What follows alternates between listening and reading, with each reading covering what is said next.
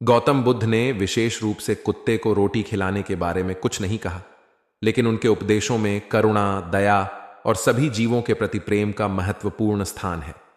उन्होंने सिखाया कि सभी जीवों को समान भाव से देखना चाहिए और उनके प्रति दया भाव रखना चाहिए। कुत्ते को रोटी खिलाने के लाभ भी इन्हीं सिद्धांतों से जुड़े हुए हैं।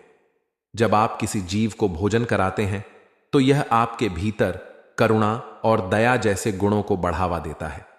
यह मानसिक शांति और संतोष लाता है। भारतीय संस्कृति में ऐसा माना जाता है कि भूखे जीव को भोजन कराने से पुण्य प्राप्त होता है। कुत्तों जैसे वफादार प्राणी के प्रति आपकी यह करुणा आपके और उनके बीच एक गहरा संबंध बनाती है। किसी भी भूखे प्राणी को भोजन कराने से सकारात्मक ऊर्जा का संचार होता है। यह आपके जीवन में भी सुख और शांति लाता है। भूखे जानवर कभी कभी आक्रामक हो सकते हैं। उन्हें भोजन कराकर आप उनकी भूख शांत करते हैं और उन्हें शांत करते हैं। गौतम बुद्ध का संदेश था कि हर जीवित प्राणी के प्रति अहिंसा और दया का भाव रखें। वे यह मानते थे कि सभी प्राणी, चाहे वह मनुष्य हो या पशु, दुखों से मुक्ति चाहते हैं। यदि आप कुत्ते या अन्य प्राणियों की मदद करते हैं तो आप उनके जीवन को बेहतर बनाने में योगदान देते हैं, जो कि बुद्ध की शिक्षाओं का सार है। इसलिए कुत्ते को रोटी खिलाना न केवल एक अच्छा कर्म है, बल्कि यह मन को शांति और आत्मिक सुख भी प्रदान करता है। नमस्कार दोस्तों, आपका स्वागत है हमारे चैनल अकेला व्यक्ति में। दोस्तों, आज की कहानी में आपको बहुत ज्यादा मजा आने वाला है।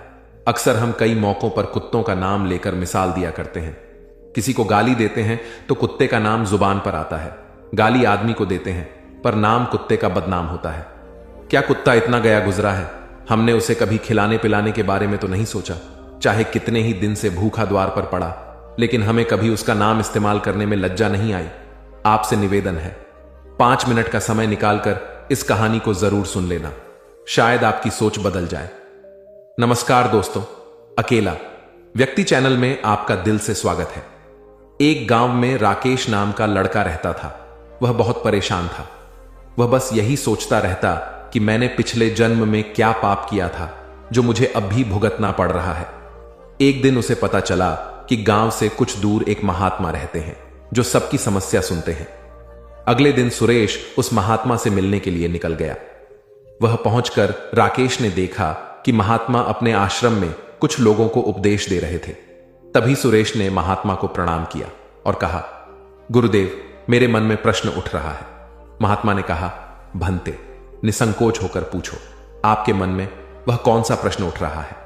तब राकेश ने कहा, गुरुदेव, मैं यह जानना चाहता हूं कि कुत्ते को एक टुकड़ा रोटी खिलाने से मनुष्य को कौन सा फल मिलता है? तभी ने बताया, अगर मनुष्य कुत्ते को रोटी खिलाने के 8 फायदे जान जाए तो कभी दुखी नहीं होगा। भंते, कुत्ते को एक टुकड़ा रोटी खिलाने से मनुष्य को 8 फायदे होते हैं तथा जो भी मनुष्य इन फायदों के बारे में जान जाता है उसका जीवन धन्य हो जाता है और उसको जीवन में कभी दुखों का सामना नहीं करना पड़ता है। जो भी मनुष्य पृथ्वी लोक पर कुत्ते को एक टुकड़ा रोटी खिलाता है उसे 8 फायदे होते हैं और वह जीवन भर सुखी रहता है और उसे मृत्यु के बाद मोक्ष की प्राप्ति होती है। महात्मा ने कहा, भंते, तुम्हें एक कहानी सुनाता हूं, से सुनना, फिर तुम्हें सब पता चल जाएगा। एक समय की बात है। एक काले रंग का कुत्ता था।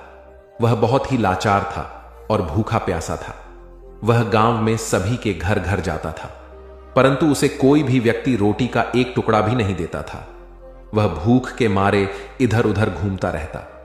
एक दिन वह गांव के बाहर नदी के किनारे एक आश के आश्रम पर पहुंच गया और आशी से कहने लगा, हे महात्मा, मुझे लगता है आप बहुत ही विद्वान तथा ज्ञानी हैं, इसीलिए मैं भूखा प्यासा आपके पास आया हूं।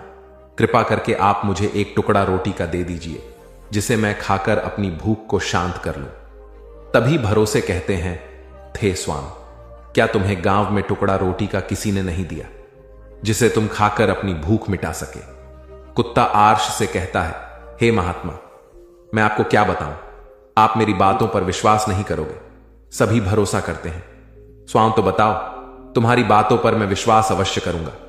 मुझे तुम बहुत ही लाचार दिखाई पड़ते हो। तभी वह कुत्ता कहता है, ठीक है महात्मा, मैं आपको अपनी बात बताता हूं। कुत्ता कहता है, हे महात्मा, दुनिया के लोगों, हम पर रहम करो। हमारा कोई घर नहीं होता है, कोई आसरा नहीं होता है, कमाकर खाना हमें नहीं आता है, हमें वस्त्र पहनने का ज्ञान नहीं है, इसलिए सर्दी गर्मी और बरसात में हमें ऐसे ही घूमते रहते हैं। हमें पढ़ना लिखना भी नहीं आता। महात्मा, आपकी तरह हमें अनुशासन नहीं आता, हमें आपकी तरह बोलना नहीं आता। यह हमारा दुर्भाग्य ही समझ लीजिए, परंतु हमें आपकी तरह भूख भी लगती है। चोट लगने पर हमें आपकी तरह पीड़ा भी होती है, हमें आपकी तरह रोना भी आता है। बस इन्हीं 3 कामों में हम आपकी बराबरी करते हैं, इसलिए हम पर दया दिखाइए, हमें और कष्ट मत दीजिए। ईश्वर ने तो हमें वैसे भी कष्ट देकर ही भेजा है, ऊपर से आप लोग हमें परेशान करते हैं। हम आपकी तरह मनुष्य नहीं हैं, हम पराधीन जीव हैं। जब हमारा जन्म हुआ उस समय हमारे आंख कान बंद थे। कह नहीं सकते हैं कि उस समय आपके जन्म पर जैसे नाच गाना होता है, बाजे बजते हैं, खुशी मनाई जाती है। हमारे जन्म पर भी ऐसा हुआ होगा। हमारे जन्म पर किसने खुशी मनाई होगी? हम जिस बिछौना पर थे वह रुई का नरम तो था, सर्दी बिल्कुल नहीं लगती थी।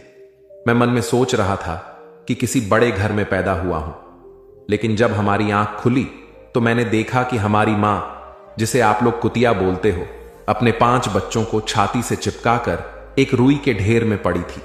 हम 5 भाई थे, बाकी 4 भाई तो लाल और भूरे रंग के थे। मैं अकेला ही काले रंग का था। सबसे छोटा मैं ही था, इसलिए कमजोर था। मेरी मां हम लोगों के पास कम ही आती थी, क्योंकि उसे भी अपने भोजन की व्यवस्था करनी पड़ती थी।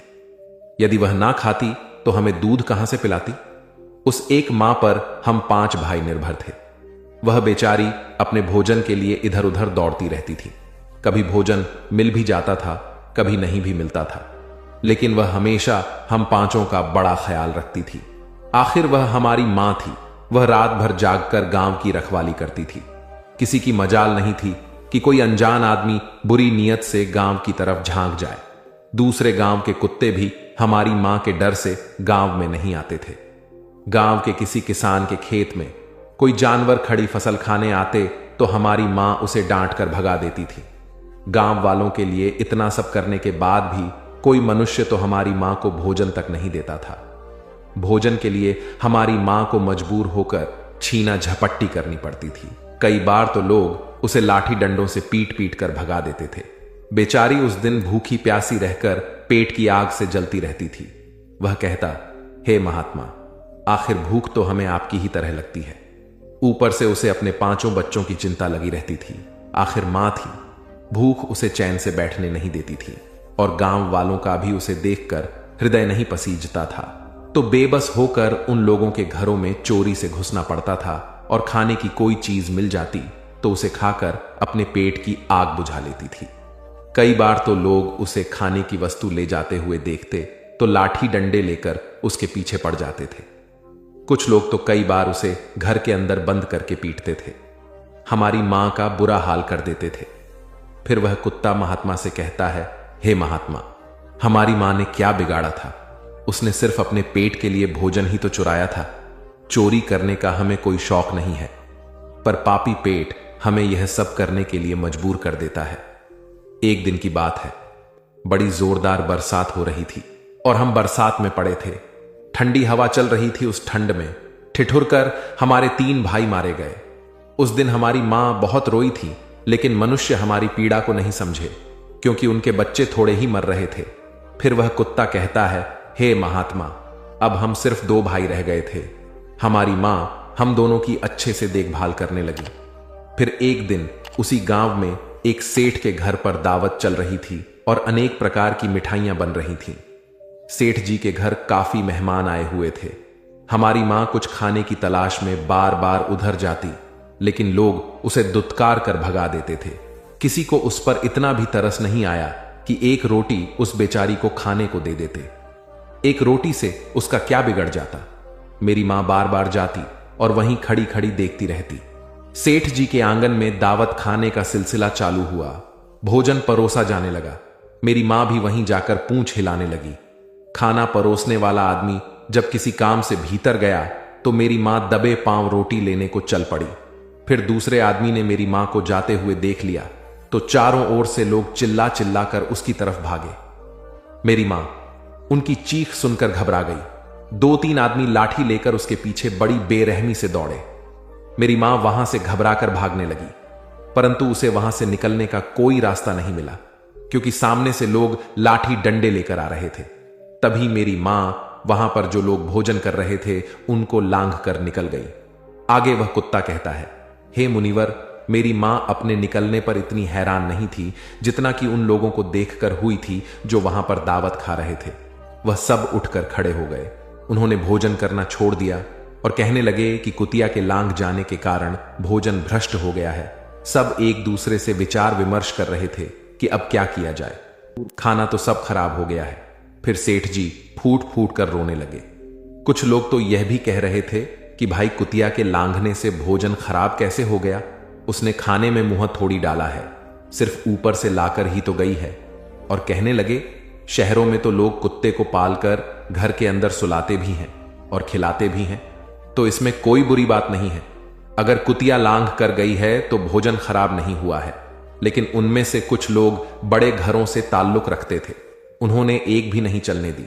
वह सभी कह रहे थे कि भोजन तो भ्रष्ट हो गया है, यह हमारे खाने के लायक नहीं है। आखिरकार उन्हीं की बात मानी गई। अब तो वह सारा भोजन गरीबों में बांट दिया गया। उस दिन तो मेरी मां को खूब पेट भर खाना मिला था। ऐसा सुख उसने जीवन में कभी नहीं पाया था, लेकिन वह सुख उसके लिए बड़ी मुसीबत बन गया। भोजन करके वह वहां आराम से लेटी ही थी। उतने में सेठ डंडा लेकर वहां पहुंचा और उसे बुरी तरह से पीटने लगा। मेरी मां को वहां से भागने का भी कोई अवसर नहीं मिल पाया। डंडे की चोट से वह बुरी तरह से चिल्लाने लगी।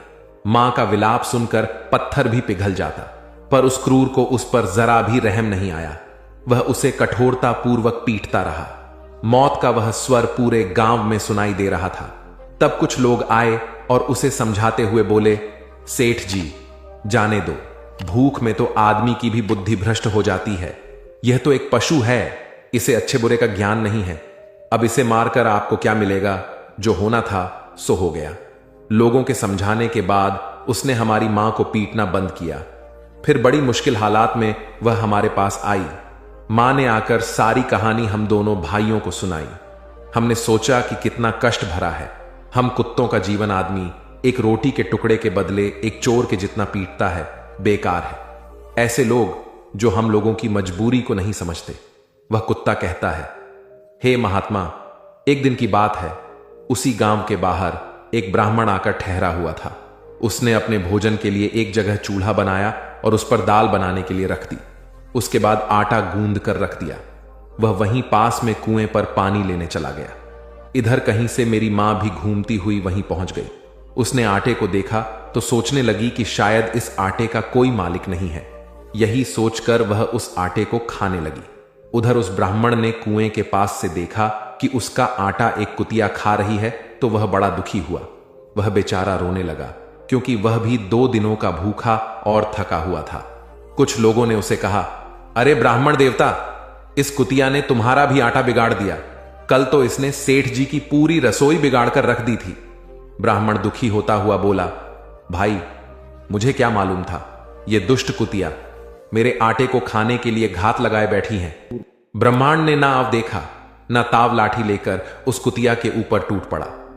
मां उस आटे को ठीक से खा भी नहीं पाई थी, पर उससे ज्यादा उस पर लाठी पड़ गई। महीनों तक मेरी मां लड़खड़ाते हुए घूमती रही। तब उस दिन समझ में आया कि आदमी कितना खुदगर्ज है। हम उसका कोई भी कार्य करते हैं तो भी हमें कोई नहीं समझता। आगे वह कुत्ता कहता, हे मुनिवर, हमारी कमी यह है कि हम उन्हीं मतलबी इंसानों के अधीन रहना चाहते हैं, जो हमें कष्ट देता है, जो हमें प्यार से खिलाता है।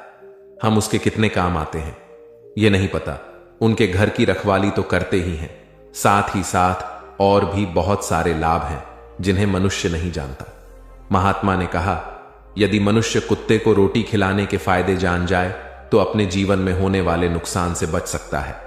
आज मैं आपको बताऊंगा कुत्ते को रोटी खिलाने के 8 फायदे। मनुष्य को पता नहीं है कि जब भी घर में रोटी बनाई जाती है तो सबसे पहली रोटी गौ माता की होती है और पिछली रोटी कुत्ते की होती है।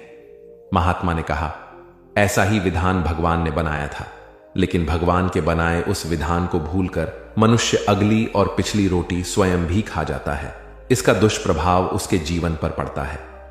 कुत्ता वह प्राणी है जिसको रोटी खिलाने से मनुष्य के जीवन में पड़ने वाले ग्रहों के दोष भी दूर हो जाते हैं। महात्मा ने कहा, कुत्ते को रोटी खिलाने का पहला फायदा। कुत्ते को रोटी खिलाने से शनि का नकारात्मक प्रभाव कम हो जाता है। शनि ग्रह जब अपनी दृष्टि डालता है तो हर मनुष्य बर्बाद हो जाता है। जिस व्यक्ति पर उनकी महादशा का आरंभ हो जाता है तो बने बनाए काम अपने आप बिगड़ने लगते हैं और वह मनुष्य आर्थिक तंगी का शिकार हो जाता है। उस स्थिति में व्यक्ति यदि कुत्ते को रोटी खिलाता है तो उस पर शनि का दुष्प्रभाव बहुत ही कम हो जाता है। कुत्ते को रोटी खिलाने का दूसरा फायदा, कुत्ते को रोटी खिलाने से भाग्य आपके पक्ष में हो जाता है। आपके घर के अंदर नकारात्मक शक्ति नष्ट हो जाती है। कुत्ते को रोटी खिलाने का तीसरा फायदा, कुत्ते को रोटी खिलाने से माता लक्ष्मी प्रसन्न हो जाती है और आपके घर में धन दौलत की कभी कमी नहीं रहती है। कुत्ते को रोटी खिलाने का चौथा फायदा, कुत्ते को रोटी खिलाने से आपके ऊपर कर्ज नहीं चढ़ता और जो पहले से आप कर्जदार हैं उससे भी मुक्ति मिल जाती है। कुत्ते को रोटी खिलाने का पांचवा फायदा, कुत्ते को सुबह शाम भोजन देने से आपका व्यापार बहुत अच्छे से चलता है। कुत्ते को रोटी खिलाने का छठा फायदा, कुत्ते को रोटी देने से आपकी आयु में वृद्धि होती है और अटका हुआ धन वापस मिल जाता है। कुत्ते को रोटी खिलाने का सातवां फायदा, कुत्ते को रोटी देने से हमेशा आपका स्वास्थ्य अच्छा बना रहता है और मानसिक रूप से आप मजबूत रहते हैं। आपका का मन हमेशा ऊर्जावान रहता है। अच्छे विचार आपके मन के अंदर आते हैं। कुत्ते को रोटी खिलाने का आठवां फायदा, कुत्ते को रोटी खिलाने से भगवान प्रसन्न रहते हैं क्योंकि भगवान को समस्त जीवों की चिंता रहती है और जो समस्त जीवों पर दया दिखाता है भगवान भी उस मनुष्य से हमेशा प्रसन्न रहते हैं। भगवान की कृपा सदैव उस परिवार पर बनी रहती है। आपने अपने बड़े बूढ़ों से सुना होगा, कहते हैं कि जब कुत्ता रोता है तो अवगुण होता है, कोई संकट आता है, किसी की मृत्यु होती है, इसलिए कुत्ते को कभी रुलाना नहीं चाहिए। इस प्रकार से महात्मा ने रमेश को कुत्ते को रोटी खिलाने के 8 फायदे बताए और जो भी मनुष्य कुत्ते को रोटी खिलाता है तो उसे इन 8 फायदों का फल प्राप्त होता है। तो दोस्तों, कैसी लगी आपको यह कहानी? हमें कमेंट करके जरूर बताना दोस्तों। यह थी हमारी आज की प्रेरणादायक कहानी। उम्मीद कि इस कहानी ने आपके दिल को छुआ होगा और आपको कुछ नया सिखाया होगा। जैसा कि हमने देखा, जीवन में कभी कभी छोटे छोटे काम जैसे कि कुत्ते को रोटी खिलाना हमें और हमारे आसपास के लोगों को बड़ी खुशियां और आशीर्वाद दे सकते हैं।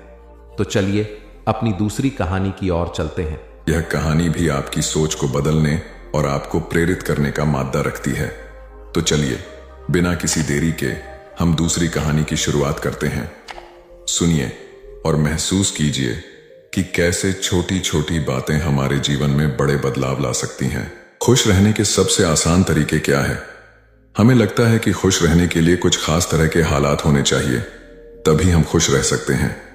हम आपको 10 सीख बताते हैं जिनकी मदद से आप आनंद पा सकते हैं। हम जीवन में जो भी करते हैं खुशी पाने के लिए करते हैं, लेकिन दुर्भाग्य से खुश रहना काफी मुश्किल काम लगता है। हमें लगता है कि खुश रहने के लिए कुछ खास तरह के हालात होने चाहिए, तभी हम खुश रह सकते हैं, लेकिन ऐसा नहीं है। हम बता रहे हैं कुछ आसान से नुस्खे जिन्हें अपनाकर आप हर हाल में हम खुश रह सकते हैं। जब आप बुनियादी रूप से खुश होते हैं, जब आपको खुश रहने के लिए कुछ करना नहीं पड़ता, तो आपके जीवन के हर आयाम में बदलाव आ जाएगा। आपके अनुभवों में और खुद को व्यक्त करने के तरीकों में बदलाव आ जाएगा। आपको पूरी दुनिया बदली हुई लगेगी। आपका अब कोई निहित स्वार्थ नहीं होगा, क्योंकि चाहे आप कुछ करें या ना करें, चाहे आपको कुछ मिले या ना मिले, चाहे कुछ हो या ना हो, आप स्वभाव से ही आनंदित होंगे। जब आप अपने स्वभाव से ही खुश होते हैं, तो आप जो भी करेंगे वह बिल्कुल अलग स्तर पर होगा। तो पहली सीख है, ध्यान रखें कि खुश रहना आपकी बुनियादी जिम्मेदारी है। किसी इंसान की पहली और सबसे महत्वपूर्ण जिम्मेदारी एक खुशमिजाज प्राणी होने की है। खुश रहना जीवन का चरम पहलू नहीं है, यह जीवन का बुनियादी पहलू है। अगर आप खुश नहीं हैं तो आप अपने जीवन में क्या कर सकते हैं? एक बार आप खुश हों, तभी दूसरी महान संभावनाएं खुलती हैं। चाहे आप जो भी करें, आप अपने अंदरूनी गुणों को ही विस्तार देते हैं और जगाते हैं। चाहे आप इस बात को पसंद करें या नहीं, हकीकत यही है, जब तक कि कोई महत्वपूर्ण चीज आपके भीतर घटित नहीं होती, आप दुनिया के लिए कुछ बहुत महत्वपूर्ण नहीं कर सकते।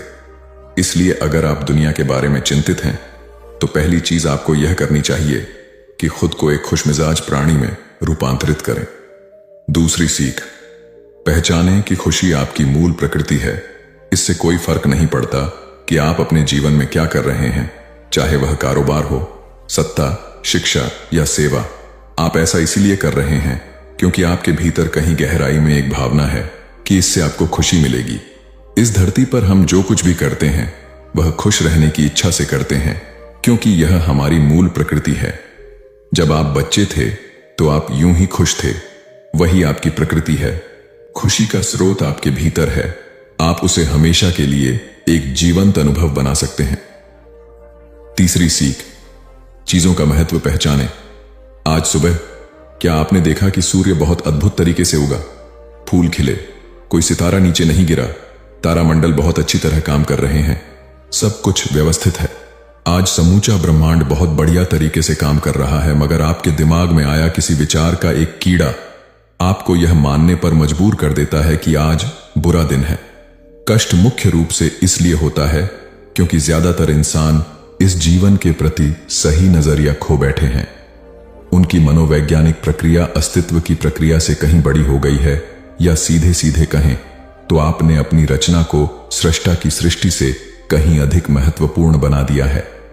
यह सारी पीड़ा का बुनियादी स्रोत है। हम इस बात की पूरी समझ खो बैठे हैं कि यहां जीवित रहने के क्या मायने हैं। आपके दिमाग में आया कोई विचार या आपके मन की कोई भावना फिलहाल आपके अनुभव की प्रकृति को तय करती है, और यह भी हो सकता है कि आपके विचार और भावना का आपके जीवन की सीमित हकीकत से कोई लेना देना न हो। पूरी सृष्टि बहुत बढ़िया तरीके से घटित हो रही है, मगर सिर्फ एक विचार या भावना सब कुछ नष्ट कर सकती है। चौथी सीख है, अपने मन या दिमाग को उसके असली रूप में देखें। जिसे आप मेरा मन कहते हैं, वह असल में आपका नहीं है। आपका अपना कोई मन नहीं है, कृपया इस पर ध्यान दें। जिसे आप मेरा मन कहते हैं, वह बस समाज का कूड़ेदान है। कोई भी और हर कोई जो आपके पास से गुजरता है, वह आपके दिमाग में कुछ ना कुछ डाल जाता है। आप वाकई यह चुन नहीं सकते कि किससे आपको चीजें ग्रहण करनी है और किससे नहीं करनी। अगर आप कहते हैं मुझे यह व्यक्ति पसंद नहीं है, तो आप किसी भी और से ज्यादा उस इंसान से ग्रहण करेंगे। आपके पास कोई चारा नहीं है। अगर आपको इस बात की जानकारी हो कि उसे ठीक करके कैसे इस्तेमाल करना है, तो यह कूड़ेदान उपयोगी हो सकता है। असर और जानकारी का यह ढेर जो आपने जमा किया है, वह सिर्फ दुनिया में जीवित रहने के लिए उपयोगी है। आप कौन हैं, इससे उसका कोई संबंध नहीं है। पांचवी सीख, मन से अपने बुनियादी अस्तित्व की ओर बढ़ें। जब हम किसी आध्यात्मिक प्रक्रिया की बात करते हैं, तो हम मन से अपने बुनियादी अस्तित्व की ओर जाने की बात करते हैं। जीवन का संबंध इस सृष्टि से है जो यहां मौजूद है। उसे पूरी तरह जानना और उसके असली रूप में उसका अनुभव करना, अपने मन मुताबिक उसे विकृत न करना ही जीवन है। अगर आप अस्तित्व की हकीकत की ओर बढ़ना चाहते हैं, तो सरल शब्दों में आपको बस इस बात का ध्यान रखना होगा कि जो आप सोचते हैं वह महत्वपूर्ण नहीं है, जो आप महसूस करते हैं वह महत्वपूर्ण नहीं है। आप जो सोचते हैं उसका हकीकत से कोई लेना देना नहीं है, उसका जीवन के लिए कोई बड़ा महत्व नहीं है। मन बस उन फालतू चीजों में उलझा रहता है जो आपने कहीं और से इकट्ठा किया है। अगर आपको वह महत्वपूर्ण लगता है, तो आप कभी उसके परे नहीं देख पाएंगे। आपका ध्यान स्वाभाविक रूप से उस दिशा में जाता है जिसे आप महत्वपूर्ण मानते हैं। अगर आपके विचार और आपकी भावनाएं आपके लिए अहम हैं, तो स्वाभाविक रूप से आपका सारा ध्यान वहीं होगा। मगर यह सिर्फ एक मनोवैज्ञानिक हकीकत है। इसका अस्तित्व में मौजूद चीजों से कोई लेना देना नहीं है। कष्ट हम पर बरसाया नहीं जाता, उसे पैदा किया जाता है, और उसे बनाने वाला कारखाना आपके मन में है। अब इस कारखाने को बंद करने का समय है। छठी सीख, सब कुछ पाने की कोशिश न करें, अभिव्यक्त करना शुरू करें।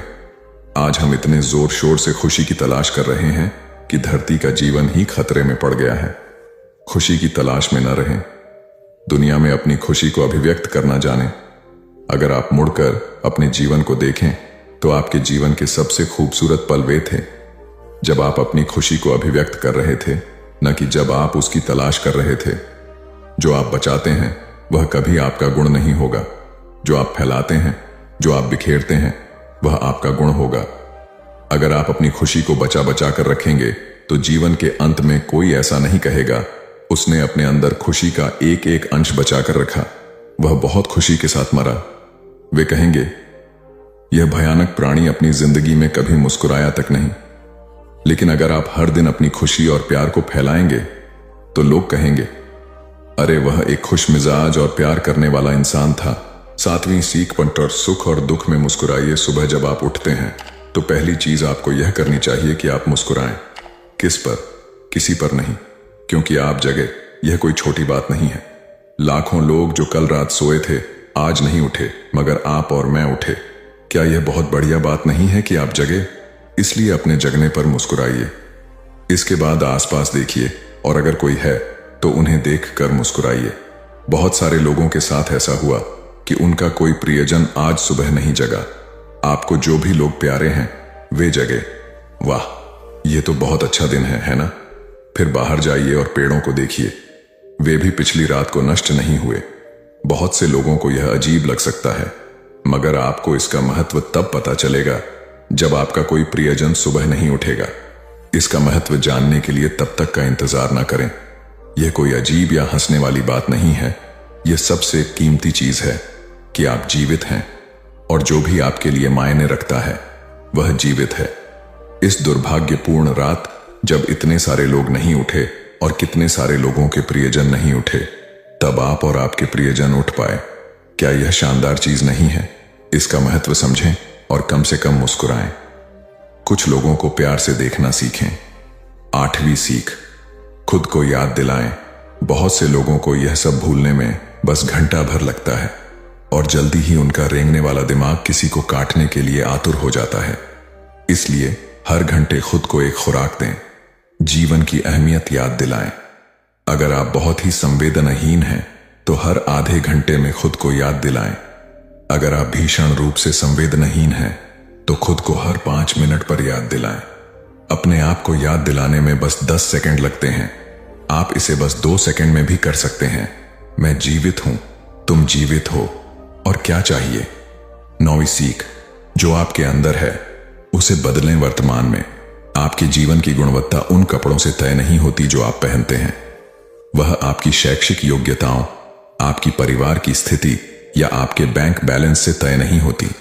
आपके जीवन की गुणवत्ता इस पर निर्भर करती है कि आप अपने भीतर कितने शांत और खुश हैं। निश्चित रूप से जिसे भोजन नहीं मिलता और जिसके पास जीवित रहने के लिए जरूरी बुनियादी चीजों की कमी है, वह शारीरिक रूप से बहुत कष्ट में होगा। इस पर ध्यान दिए जाने की जरूरत है। ऐसे लोगों के लिए हमें उन बुनियादी चीजों की व्यवस्था करनी होगी, मगर बाकियों के लिए उनकी जरूरतें एक अंतहीन सूची है। आपको लगता है कि कार चला रहा आदमी सड़क पर पैदल चल रहे आदमी से ज्यादा खुश है?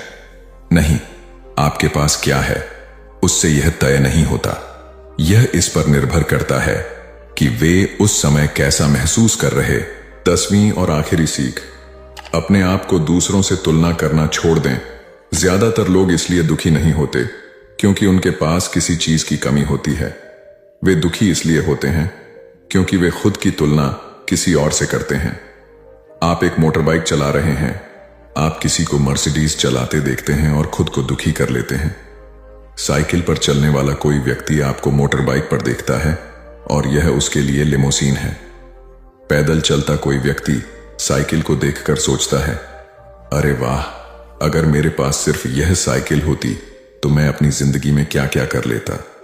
यह एक बेवकूफाना खेल है जो चलता रहता है। जो लोग खुश रहने के लिए बाहरी हालात पर निर्भर रहते हैं, वे कभी अपनी जिंदगी में सच्ची खुशी नहीं महसूस कर पाएंगे।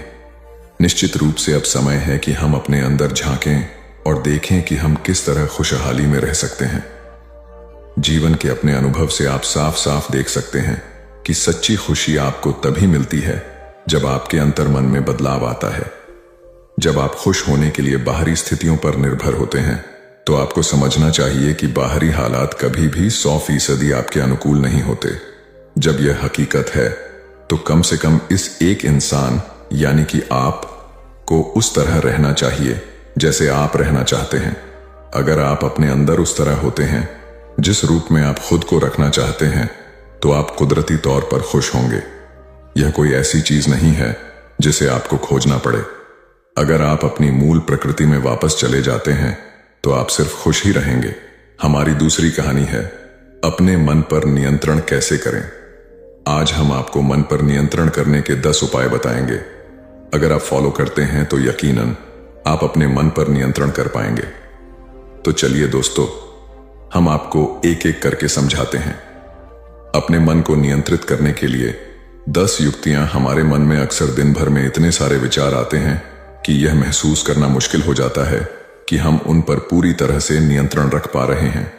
कभी कभी ऐसा लगता है कि वे आपके दिमाग पर हावी हो गए हैं। आप एक ऐसे दिन के बाद बिस्तर पर लेट रहे हैं जो कभी खत्म होता नहीं दिख रहा था। आपका शरीर थका हुआ है और आपके तकिए आपको बुला रहे हैं, लेकिन जैसे ही आप बिस्तर पर लेटते हैं आपका दिमाग पागल हो जाता है। ये विचार अचानक से आपके दिमाग में आते हैं और आपको नहीं पता कि इनके बारे में क्या करना है। अचानक आप तनाव में आ जाते हैं और आपको लगता है कि आप कभी सो नहीं पाएंगे। तब आपको पता चलेगा कि आपको अपने मन को नियंत्रित करना सीखना होगा। आप सीख सकते हैं कि उन अवांछित नकारात्मक विचारों को अधिक सकारात्मक सोच के लिए कैसे बदला जाए। यह आपकी उंगलियों के इशारे से नहीं होगा, लेकिन निरंतर प्रयास से आप अपने विचारों को अधिक उत्पादक, सकारात्मक चीजों पर केंद्रित करने में सक्षम होंगे। आइए जानें कि अपने विचारों को नियंत्रित करना क्यों महत्वपूर्ण है और हमारे विचार हमारे शरीर के बाकी हिस्सों से किस प्रकार जुड़े हुए हैं। अवांछित विचार क्या हैं? हम जानते हैं कि सकारात्मक सोच और आशावाद वास्तव में हमारे स्वास्थ्य और शारीरिक कल्याण में सुधार कर सकते हैं, लेकिन अवांछित विचार हमें नकारात्मक भावनाओं से भर सकते हैं और हमें पराजित महसूस करा सकते हैं। वे हमें अतीत में उलझाकर या भविष्य के बारे में चिंतित महसूस कराकर वर्तमान क्षण से दूर ले जाते हैं। अवांछित विचारों के साथ हम नकारात्मक आत्मचर्चा से जूझ सकते हैं, क्योंकि हम कम आत्मविश्वास महसूस करते हैं, अधिक आत्मसंदेह करते हैं और हमारा आत्मसम्मान कम होता है। कभी कभी ये नकारात्मक विचार स्वतः स्फूर्त लग सकते हैं। शायद किसी बात ने आपको किसी ऐसे दोस्त की याद दिला दी हो जिसे आपने खो दिया हो या कोई अवसर चूक गया हो। उस समय आपके अवांछित विचार आपके काम को नुकसान पहुंचा सकते हैं या आपको कुछ नया करने से रोक सकते हैं। और अगर आप अपने मानसिक स्वास्थ्य से जूझ रहे हैं तो यह और भी बुरा हो सकता है।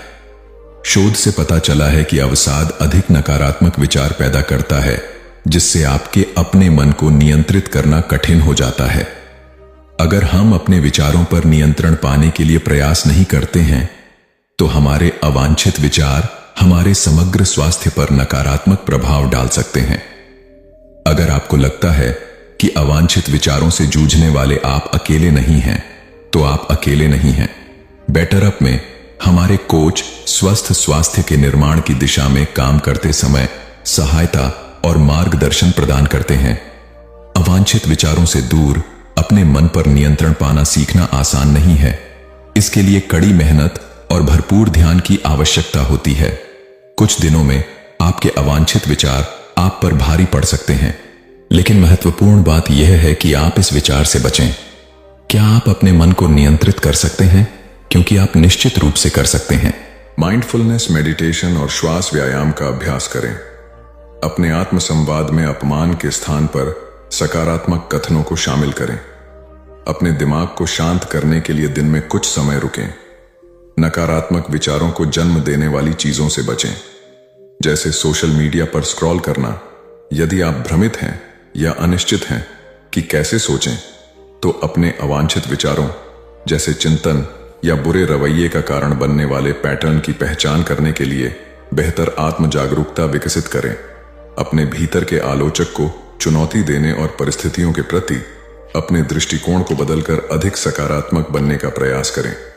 सुनिश्चित करें कि आप व्यायाम करने के बाद या तनावपूर्ण दिन में अपने दिमाग को ठीक से आराम दें। अपने विचारों को डायरी में लिखें और उन्हें बाहर निकालें तथा अपनी भावनाओं को व्यक्त करें। सहायता के लिए किसी चिकित्सक, जीवन प्रशिक्षक या किसी विश्वसनीय मित्र या प्रियजन सीखें कि अपने विचारों को स्वीकार करना ठीक है, लेकिन उन विचारों को छोड़ दें जो आपके उद्देश्य की पूर्ति नहीं करते। नकारात्मक, निराशावादी लोगों की बातें सुनना बंद करें और उनकी सलाह पर ध्यान न दें। जब आप अवांछित विचारों से अभिभूत हो जाएं, तो सकारात्मक कल्पना का अभ्यास करें। अपना ध्यान भटकाएं, चाहे वह किसी दोस्त को कॉल करना हो, कोई शो देखना हो या टहलने जाना हो। कुर्सी पर आराम करती महिला अपने मन को कैसे नियंत्रित करें? अपने मन पर नियंत्रण रखना क्यों महत्वपूर्ण है? अपने मन पर नियंत्रण रखने से हमें अपने अल्पकालिक और दीर्घकालिक लक्ष्यों को प्राप्त करने में मदद मिलती है। यह हमें एक स्पष्ट, आत्मविश्वासी, विकास मानसिकता के साथ पेशेवर और व्यक्तिगत रूप से अपने दिन गुजारने में मदद करता है। जब हमारे मन पर आक्रमण हो रहा हो, तो अपने लक्ष्यों को प्राप्त करना कठिन हो जाता है, विशेषकर तब जब आक्रमण हमारे भीतर से हो रहा हो। ये हमले हमारा ध्यान भटका सकते हैं, हमें खुद पर संदेह करवा सकते हैं और हमारी प्रगति को पटरी से उतार सकते हैं। लेकिन आप जिस चीज पर ध्यान देते हैं, उसका असर आपके जीवन पर पड़ता है। अगर आप अपने नकारात्मक विचारों को दूर करना सीख जाते हैं, तो आपके लिए सकारात्मक सोच बनाए रखना आसान हो जाएगा।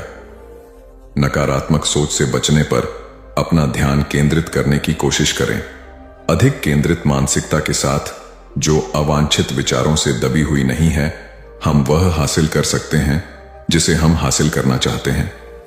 कभी कभी हमें अपने मन को उन विचारों से दूर रखना पड़ता है जो सकारात्मक लगते हैं, लेकिन वास्तव में हमें किसी नकारात्मक या परेशान करने वाली चीज की ओर ले जा सकते हैं। अपने परिवेश के बारे में यथार्थवादी होना और स्वस्थ आशावादी होना महत्वपूर्ण है। बहुत ज्यादा सकारात्मक होना, इस हद तक कि यह विषाक्त हो जाए, हमारे दिमाग के लिए भी अच्छा नहीं है। इसे पहचानना और नियंत्रित करना उतना ही महत्वपूर्ण है जितना कि अपने अवांछित विचारों को प्रबंधित करना। अपने मन को नियंत्रित करने के क्या लाभ हैं? अपने विचारों पर नियंत्रण रखने से आपको कई अलग अलग लाभ मिलते हैं जो आपके जीवन के हर पहलू को प्रभावित करते हैं।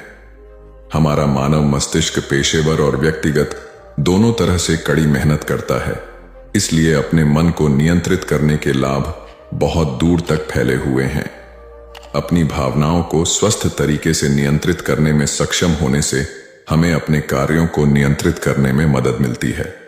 हम हर दिन कई तरह की भावनाओं को महसूस करते हैं और उन्हें व्यक्त करना महत्वपूर्ण है, लेकिन नियंत्रण छोड़ना सीखना भी महत्वपूर्ण है, और यह हमें उन विचलित करने वाले या अवांछित विचारों से छुटकारा पाने में मदद करेगा। अपने मन को नियंत्रित करने से आपको 8 लाभ मिल सकते हैं। आप अपने रिश्तों में सीमाएं तय करना जानते हैं, क्योंकि आप जानते हैं कि आपको क्या चाहिए और क्या चाहिए। आपके विचार अधिक उद्देश्यपूर्ण और सार्थक हैं। आप जीवन में अधिक स्वस्थ और खुशहाल जीवन विकसित कर सकते हैं। आप अपने सामने आने वाली किसी भी चुनौती पर रचनात्मक, प्रभावी तरीके से विजय प्राप्त कर सकते हैं। निर्णय लेने के मामले में आपके पास अधिक अंतर्दृष्टि है। आप में आत्म जागरूकता की भावना अधिक होती है। आप रात को बेहतर नींद लेते हैं क्योंकि आपका मन शांत रहता है। आप अपने विचारों के प्रति सजग हैं, चाहे वे सकारात्मक हों या नकारात्मक। हम कई स्थितियों में सावधान और नियंत्रण में रहने का अनुभव कर सकते हैं। काम पर समय प्रबंधन की अच्छी समझ होना ऐसा सिर्फ इसलिए नहीं होता कि हम अपने कैलेंडर का सही इस्तेमाल करते हैं। ऐसा इसलिए होता है क्योंकि हम अपने ऊर्जा स्तर, विचारों और कार्यों के प्रति, भावनाओं के प्रति सजग रहते हैं। इस नियंत्रण को छोड़ देने से हमें काम पर बर्नआउट के तनाव से उबरने में भी मदद मिलती है। हम सब कुछ नहीं कर सकते, चाहे हम कितनी भी कोशिश कर लें। अगर हम चिंता या उच्च तनाव के स्तर पर हैं, तो माइंडफुलनेस तब मददगार हो सकती है जब हम अपने मन को नियंत्रित करना सीख लें। माइंडफुल प्रैक्टिस हमें अपने तनाव को प्रबंधित करने और उसे कम करने में मदद करती है। शोध में यह भी पाया गया है कि माइंडफुलनेस मेडिटेशन और गहरी सांस लेने से लोगों को चिंता पर काबू पाने में मदद मिलती है। अपने मन पर ध्यान केंद्रित करने से हम अपने कार्यों और व्यवहार के साथ अधिक जानबूझकर हो सकते हैं। मन, शरीर और भावनाओं के बीच संबंध हमने अपने विचारों के बारे में बहुत बात की है, लेकिन हम यह नहीं भूल सकते कि हमें अपने मन को नियंत्रित करने के लिए अपने शरीर की स्थिति और भावनाओं के बारे में जागरूक होने की आवश्यकता है। चूंकि हमारा मन, शरीर और भावनाएं सभी एक दूसरे से जुड़े हुए हैं, इसलिए हमें अपने संपूर्ण व्यक्तित्व के बारे में सोचना होगा। जीवन जीने के लिए एक संपूर्ण व्यक्ति दृष्टिकोण का मतलब है कि यह सब आपके बारे में है। आप ड्राइवर की सीट पर हैं और विस्तार से बता रहे हैं कि आप क्या महसूस करते हैं, आपका शरीर कैसा काम कर रहा है और आपके दिमाग में क्या चल रहा है, और प्रत्येक भाग उतना ही महत्वपूर्ण है जितना कि अगला। जब आप अपने अवचेतन मन को नियंत्रित करना सीखने की कोशिश कर रहे हैं और इसके विपरीत, तो आप अपने भौतिक शरीर को कैसा महसूस होता है इसकी उपेक्षा नहीं कर सकते। हमारे मन, शरीर और आत्मा के बीच संतुलन बनाने का प्रयास, इससे हमें समग्र रूप से स्वस्थ रहने में मदद मिलेगी और हमारे निजी और पेशेवर जीवन को विपरीत नहीं माना जा सकता। अगर हमारा निजी जीवन स्वस्थ है लेकिन हमारा करियर हम पर भारी पड़ रहा है, तो हमारा समग्र स्वास्थ्य प्रभावित होता है। अपने करियर में सफल होने के लिए यह भी जरूरी है कि हम रात को ठीक से सोएं, संतुलित भोजन करें और सामाजिक संबंध बनाएं। अगर आप किसी एक क्षेत्र की उपेक्षा कर रहे हैं क्योंकि वह महत्वहीन लगता है, तो आप अपना जीवन नहीं बदल सकते। आप एक संपूर्ण व्यक्ति हैं और आपको अपने संपूर्ण स्व का ध्यान रखना चाहिए। याद रखें, आप अपने मन के मालिक हैं, जैसा कि संपूर्ण व्यक्ति दृष्टिकोण बताता है। अपने आप को यह याद दिलाना महत्वपूर्ण है कि आप नियंत्रण में हैं। कोई और आपको यह नहीं बता सकता कि आपको क्या सोचना चाहिए या क्या नहीं, इसलिए यह आप पर निर्भर है कि आप क्या काम करते हैं। कभी कभी अपने अवांछित विचारों को चुनौती देना और उन्हें दूर करने के लिए आवश्यक कड़ी मेहनत करना कठिन हो सकता है, लेकिन बहादुर बनकर और अब भी नकारात्मक विचारों से निपटना भविष्य में स्वस्थ, अधिक सकारात्मक सोच के लिए जगह बनाएगा।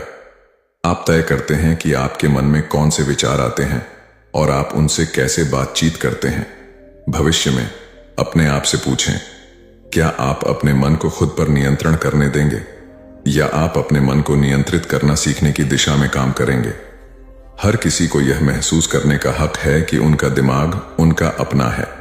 यह आपको आवश्यक सहायता प्रदान कर सकता है ताकि आप अपने अवांछित विचारों से छुटकारा पा सकें और उन्हें ऐसे विचारों से प्रतिस्थापित कर सकें जो आपकी भलाई में मदद करते हैं। तो चलिए अब चलते हैं अपनी तीसरी और आखिरी कहानी की तरफ। ये स्टोरी हम आपको एक कहानी के माध्यम से साझाएंगे, तो चलिए शुरू करते हैं।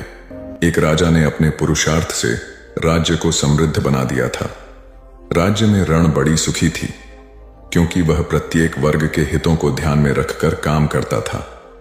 जब राजा वृद्ध हुआ तो उसे योग्य उत्तराधिकारी को चिंता सताने लगी, क्योंकि उसे लगता कि योग्य उत्तराधिकारी के बिना सुव्यवस्था अव्यवस्था में बदल जाएगी और प्रजा की परेशानी बढ़ जाएगी। हालांकि राजा का एक बेटा था, किंतु वह अत्यधिक आलसी और कर्महीन था। वह स्वयं को मालिक समझता और शेष सभी को अपना गुलाम।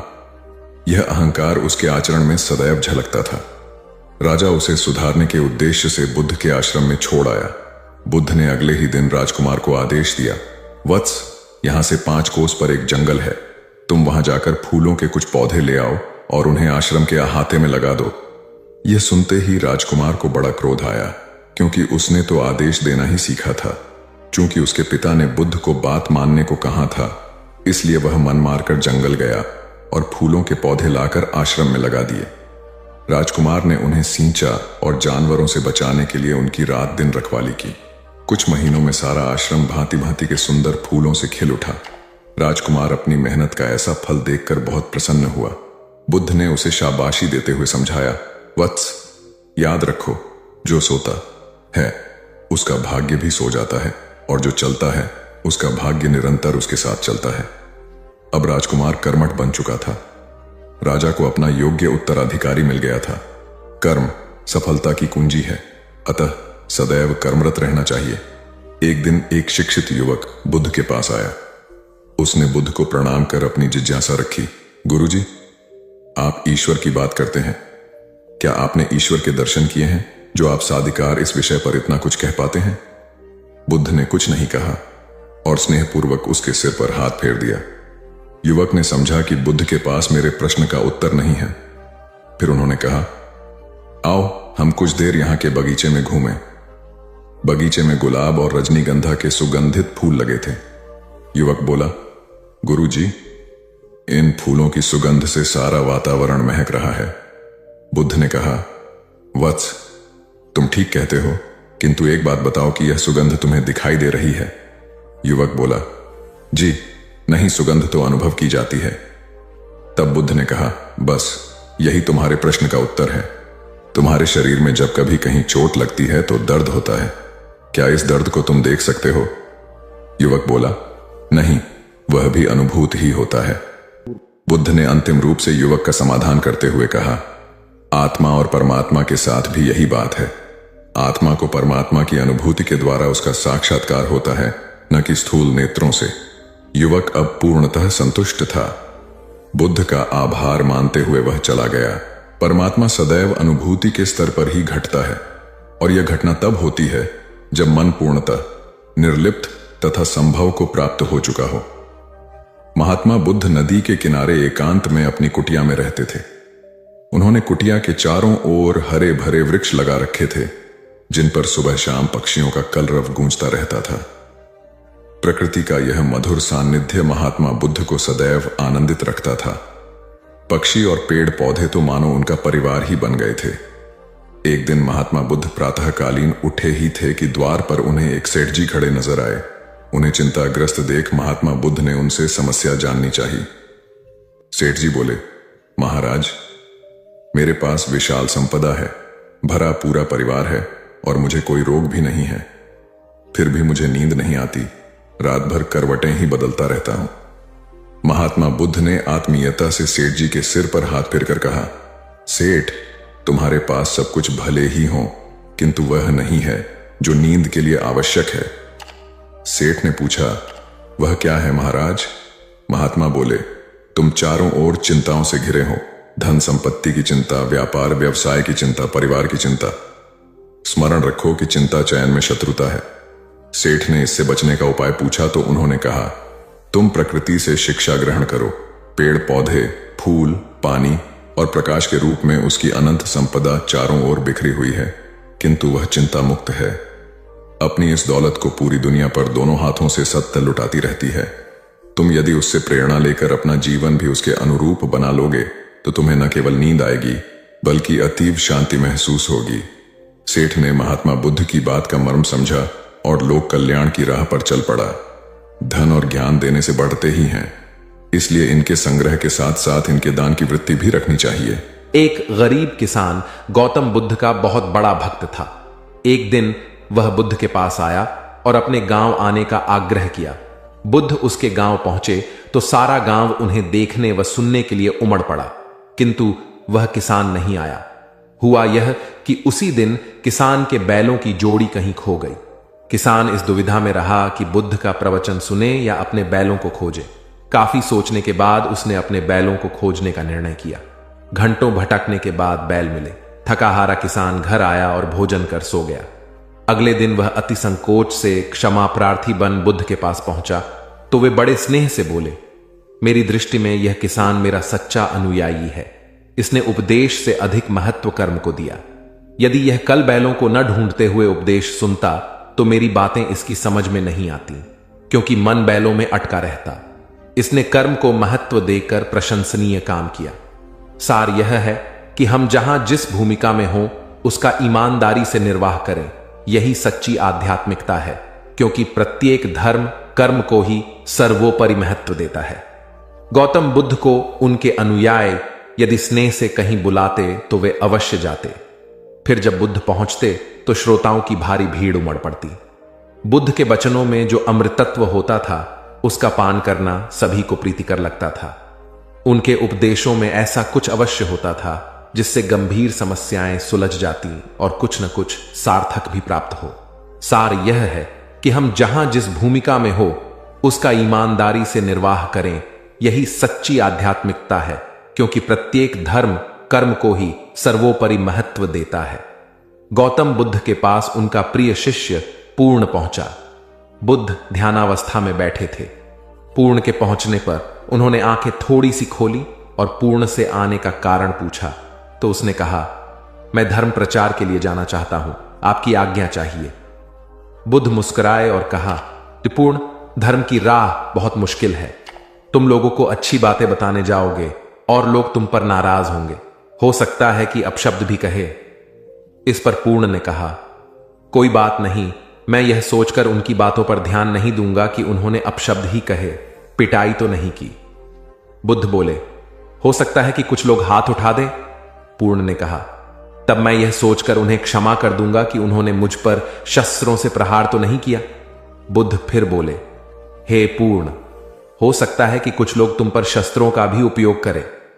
पूर्ण ने उत्तर दिया, तब मैं यह सोचकर उनके प्रति कोई प्रतिकार की भावना नहीं रखूंगा कि उन्होंने मुझे मारा, पर जान से तो नहीं मार डाला, मुझे जीवित छोड़ दिया।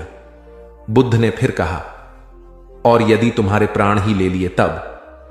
पूर्ण ने तत्क्षण सिर झुकाकर कहा, तब मैं उनका आभारी रहूंगा कि उन्होंने धर्म के मार्ग पर मेरे प्राणों का उत्सर्ग करने में मेरी सहायता की।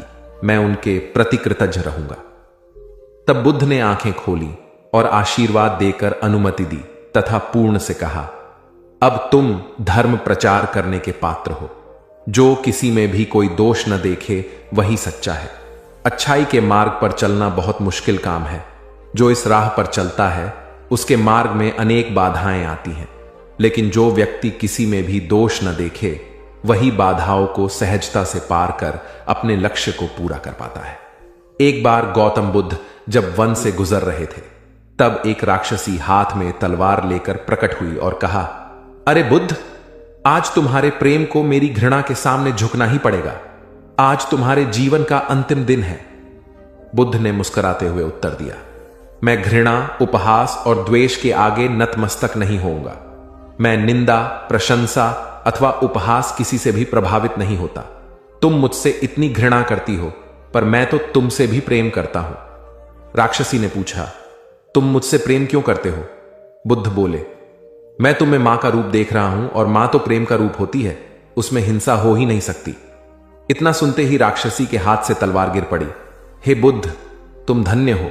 इतना कहते ही बहदेवी में बदल गई और अंतर्धान हो गई। दरअसल जो लोग दूसरों से द्वेष करते हैं, अंत में एक दिन घृणा उन्हें नष्ट कर देती है। घृणा से घिरे हुए लोगों को एक दिन घृणा ले डूबती है। प्रेम सत्य के आवरण से ढका होता है। सत्य से जुड़ा हुआ व्यक्ति सदैव आनंद में जीता है। सत्य को केवल अपने तक सीमित मत रखो, उसे अपने कर्मों में ढालना होगा। सत्य रूपी गुलाब की खुशबू है कर्म। अपने कर्म को प्रेम और सत्य में डुबो कर करो। प्रेम और सत्य मनुष्य को विकास की ओर ले जाते हैं। ध्यान रहे कि ये दोनों मार्ग ईश्वर की ओर जाते हैं। इस मार्ग पर चलने वाले सहज में ही आनंद और शांति को पा लेते हैं। गौतम बुद्ध भ्रमण करते हुए वैशाली नगर के वन विहार में पहुंचे। उनके आगमन का समाचार पूरे नगर में फैल गया। कुछ ही समय में मानो पूरा नगर उनके दर्शन के लिए उमड़ पड़ा। बड़े व्यापारी, शिक्षाविद, समाज सेवी, अधिकारी और राज परिवार से जुड़े कई वरिष्ठ भी वहां पहुंचे। सभी की भावना थी कि तथागत बुद्ध अपने शिष्यों सहित उनके निवास पर पहुंचे एवं भोज का आमंत्रण स्वीकारें। बुद्ध सभी के निवेदन को सुन रहे थे और स्वभावगत मुस्कान के साथ आमंत्रण का आभार व्यक्त कर रहे थे।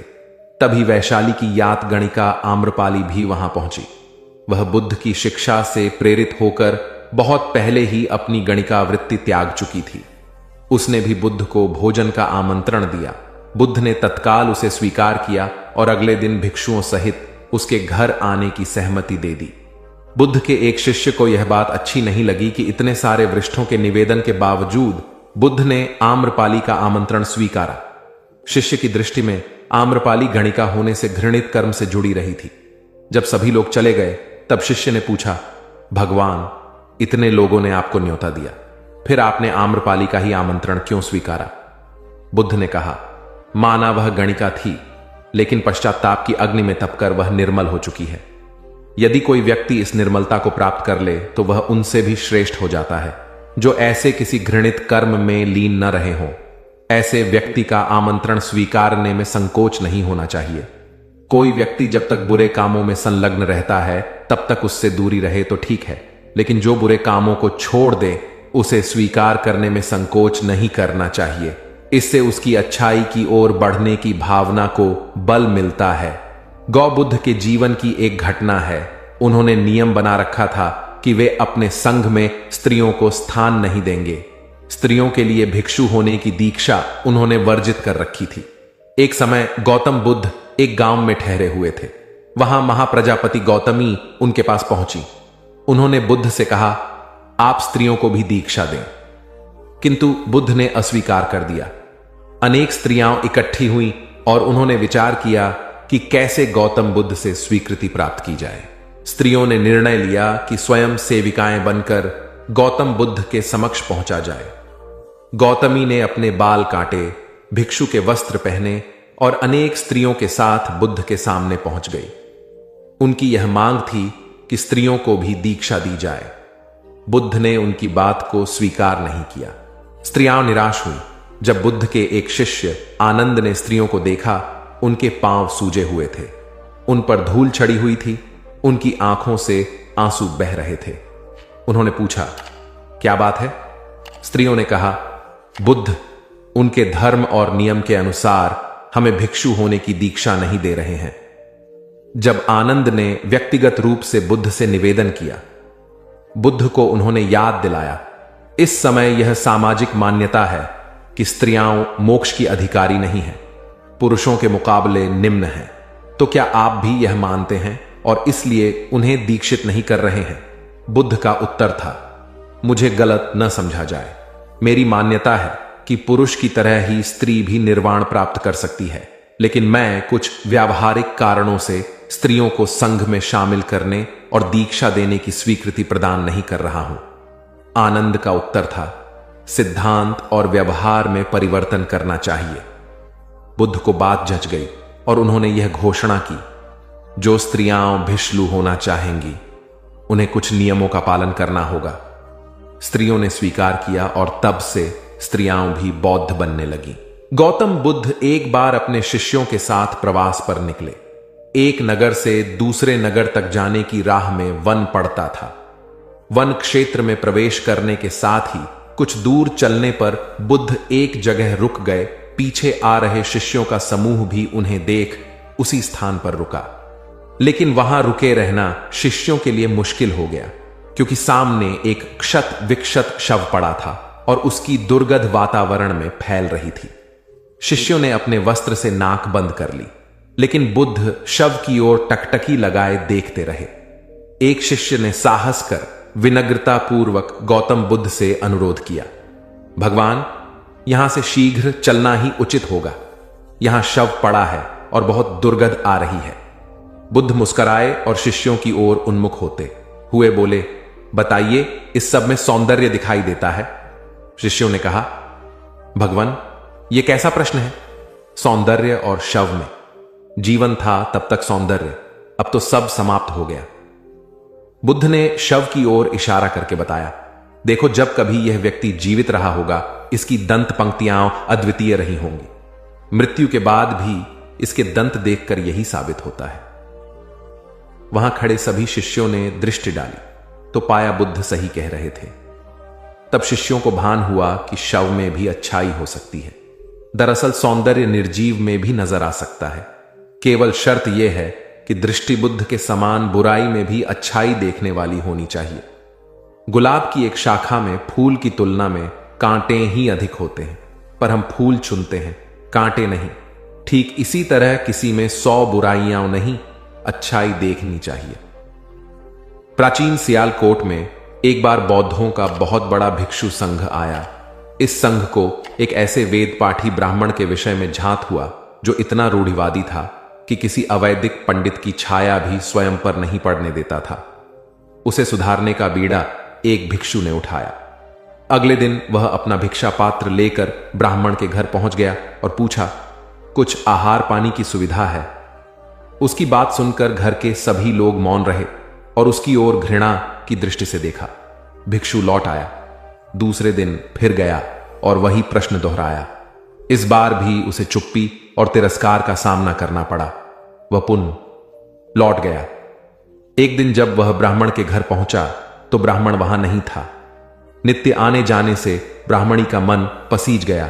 वह बोली, मैं तो तुम्हें आहार पानी दे दूं, किंतु पंडित जी की नाराजगी के कारण विवश हूं। भिक्षु ने कहा, कोई बात नहीं बहन, मैं अपना काम करता हूं, तुम अपना काम करो। वापस लौटते हुए भिक्षु को ब्राह्मण मिल गया। उसने भिक्षु को खूब खरी खोटी सुनाई। तब भिक्षु ने कहा, इतने दिनों तक आपके घर से कुछ नहीं मिला, किंतु आज आपकी पत्नी ने नहीं दी है। अब किसी दिन हां भी मिल जाएगा। ब्राह्मण थोड़ा शांत हुआ और बोला, यह क्रम कब तक जारी रखोगे? भिक्षु ने उत्तर दिया, जब तक जीवित हूं। उसका धैर्य देख ब्राह्मण का अहंकार पिघल गया और उसने भिक्षु से क्षमा मांगी। वस्तुतः धैर्य व सहिष्णुता के बल पर बड़ी से बड़ी प्रतिकूलता को अनुकूलता में बदला जा सकता है। भगवान बुद्ध के प्रवचन सुनने के लिए एक व्यक्ति नियमित रूप से आता था। इस प्रकार उसे 1 माह हो चुका था, किंतु उसके जीवन पर कोई प्रभाव नहीं पड़ा। भगवान बुद्ध उपदेश में कहते थे कि धर्म पर चलो, अपने जीवन से राग द्वेष को दूर करो, काम क्रोध लोभ मोह और अहंकार से सदा दूर रहो। बुद्ध के उपदेशों से लोगों को बहुत शांति मिलती थी, किंतु उस व्यक्ति का मन अशांत रहता था। एक दिन उसने बुद्ध से जाकर कहा, हे प्रभु, मैं 1 माह से आपका उपदेश सुन रहा हूं, किंतु उसका तनिक भी असर मेरे आचरण पर नहीं पड़ा। मैं बहुत परेशान हूं, मुझे क्या करना चाहिए? बुद्ध उनकी बात सुनकर बोले, तुम कहां के रहने वाले हो? उसने कहा, श्रावस्ती का। बुद्ध ने अगला प्रश्न किया, वह यहां से कितनी दूर है? उसने अनुमान से बता दिया। बुद्ध ने पुनः जिज्ञासा प्रकट की, कितना समय लगता है? उस व्यक्ति ने हिसाब लगाकर बता दिया। बुद्ध ने कहा, अब बताओ कि क्या तुम यहां पर बैठे बैठे ही अपने घर पहुंच सकते हो? उसने कहा, यह कैसे हो सकता है? वहां पहुंचने के लिए तो चलना होगा। तब बुद्ध ने बड़े प्रेम से उसे समझाया, जैसे चलने पर ही पहुंचा जा सकता है, वैसे ही अच्छी बातों पर अमल करने से ही लाभ होता है। हे प्यारे, तुम मेरे ज्ञान के साथ अपने कर्म को जोड़ दो, तब तुमको उत्तम फल मिलेगा। उस व्यक्ति को अपनी गलती समझ में आ गई। उसने अपने जीवन में सुधार कर लिया, जिससे उसका जीवन सदाचारी बन गया। एक छोटी सी नदी थी, उसके दोनों किनारों पर लोग रहते थे। नदी के पानी से दोनों ओर के लोग अपना अपना काम चलाते थे और सुखमय जीवन बिताते थे। एक बार संयोग से पानी को लेकर दोनों पक्षों में तनातनी हो गई। वे एक दूसरे पर आरोप लगा रहे थे कि तुम ज्यादा पानी ले रहे हो। जब आपसी बातचीत में मामला नहीं निपटा तो वे मरने मारने पर उतारू हो गए। उनके पास जो भी हथियार थे उन्हें तत्काल निकाल लाए और एक दूसरे पर टूट पड़ने को आमादा हो गए। तभी किसी ने जाकर भगवान बुद्ध को सूचना दी। उन्होंने दोनों पक्षों के प्रतिनिधियों को बुलाया और तकरार का कारण पूछा। दोनों प्रतिनिधियों ने अपना अपना पक्ष रखा। बुद्ध ने दोनों की बातें सुनी और मुस्कुराकर कहा, तो तुम लोग क्या करोगे? दोनों प्रतिनिधियों ने आवेश में आकर कहा, हम खून की नदियां बहा देंगे। भगवान बुद्ध ने कहा, तो तुम्हें खून चाहिए? उन लोगों ने हतप्रभ होकर बुद्ध की ओर देखा, फिर बोले, नहीं, हमें पानी चाहिए। भगवान बुद्ध ने कहा, तो तुम्हें खून चाहिए? उन लोगों ने हतप्रभ होकर बुद्ध की ओर देखा, फिर बोले, नहीं, हमें पानी चाहिए।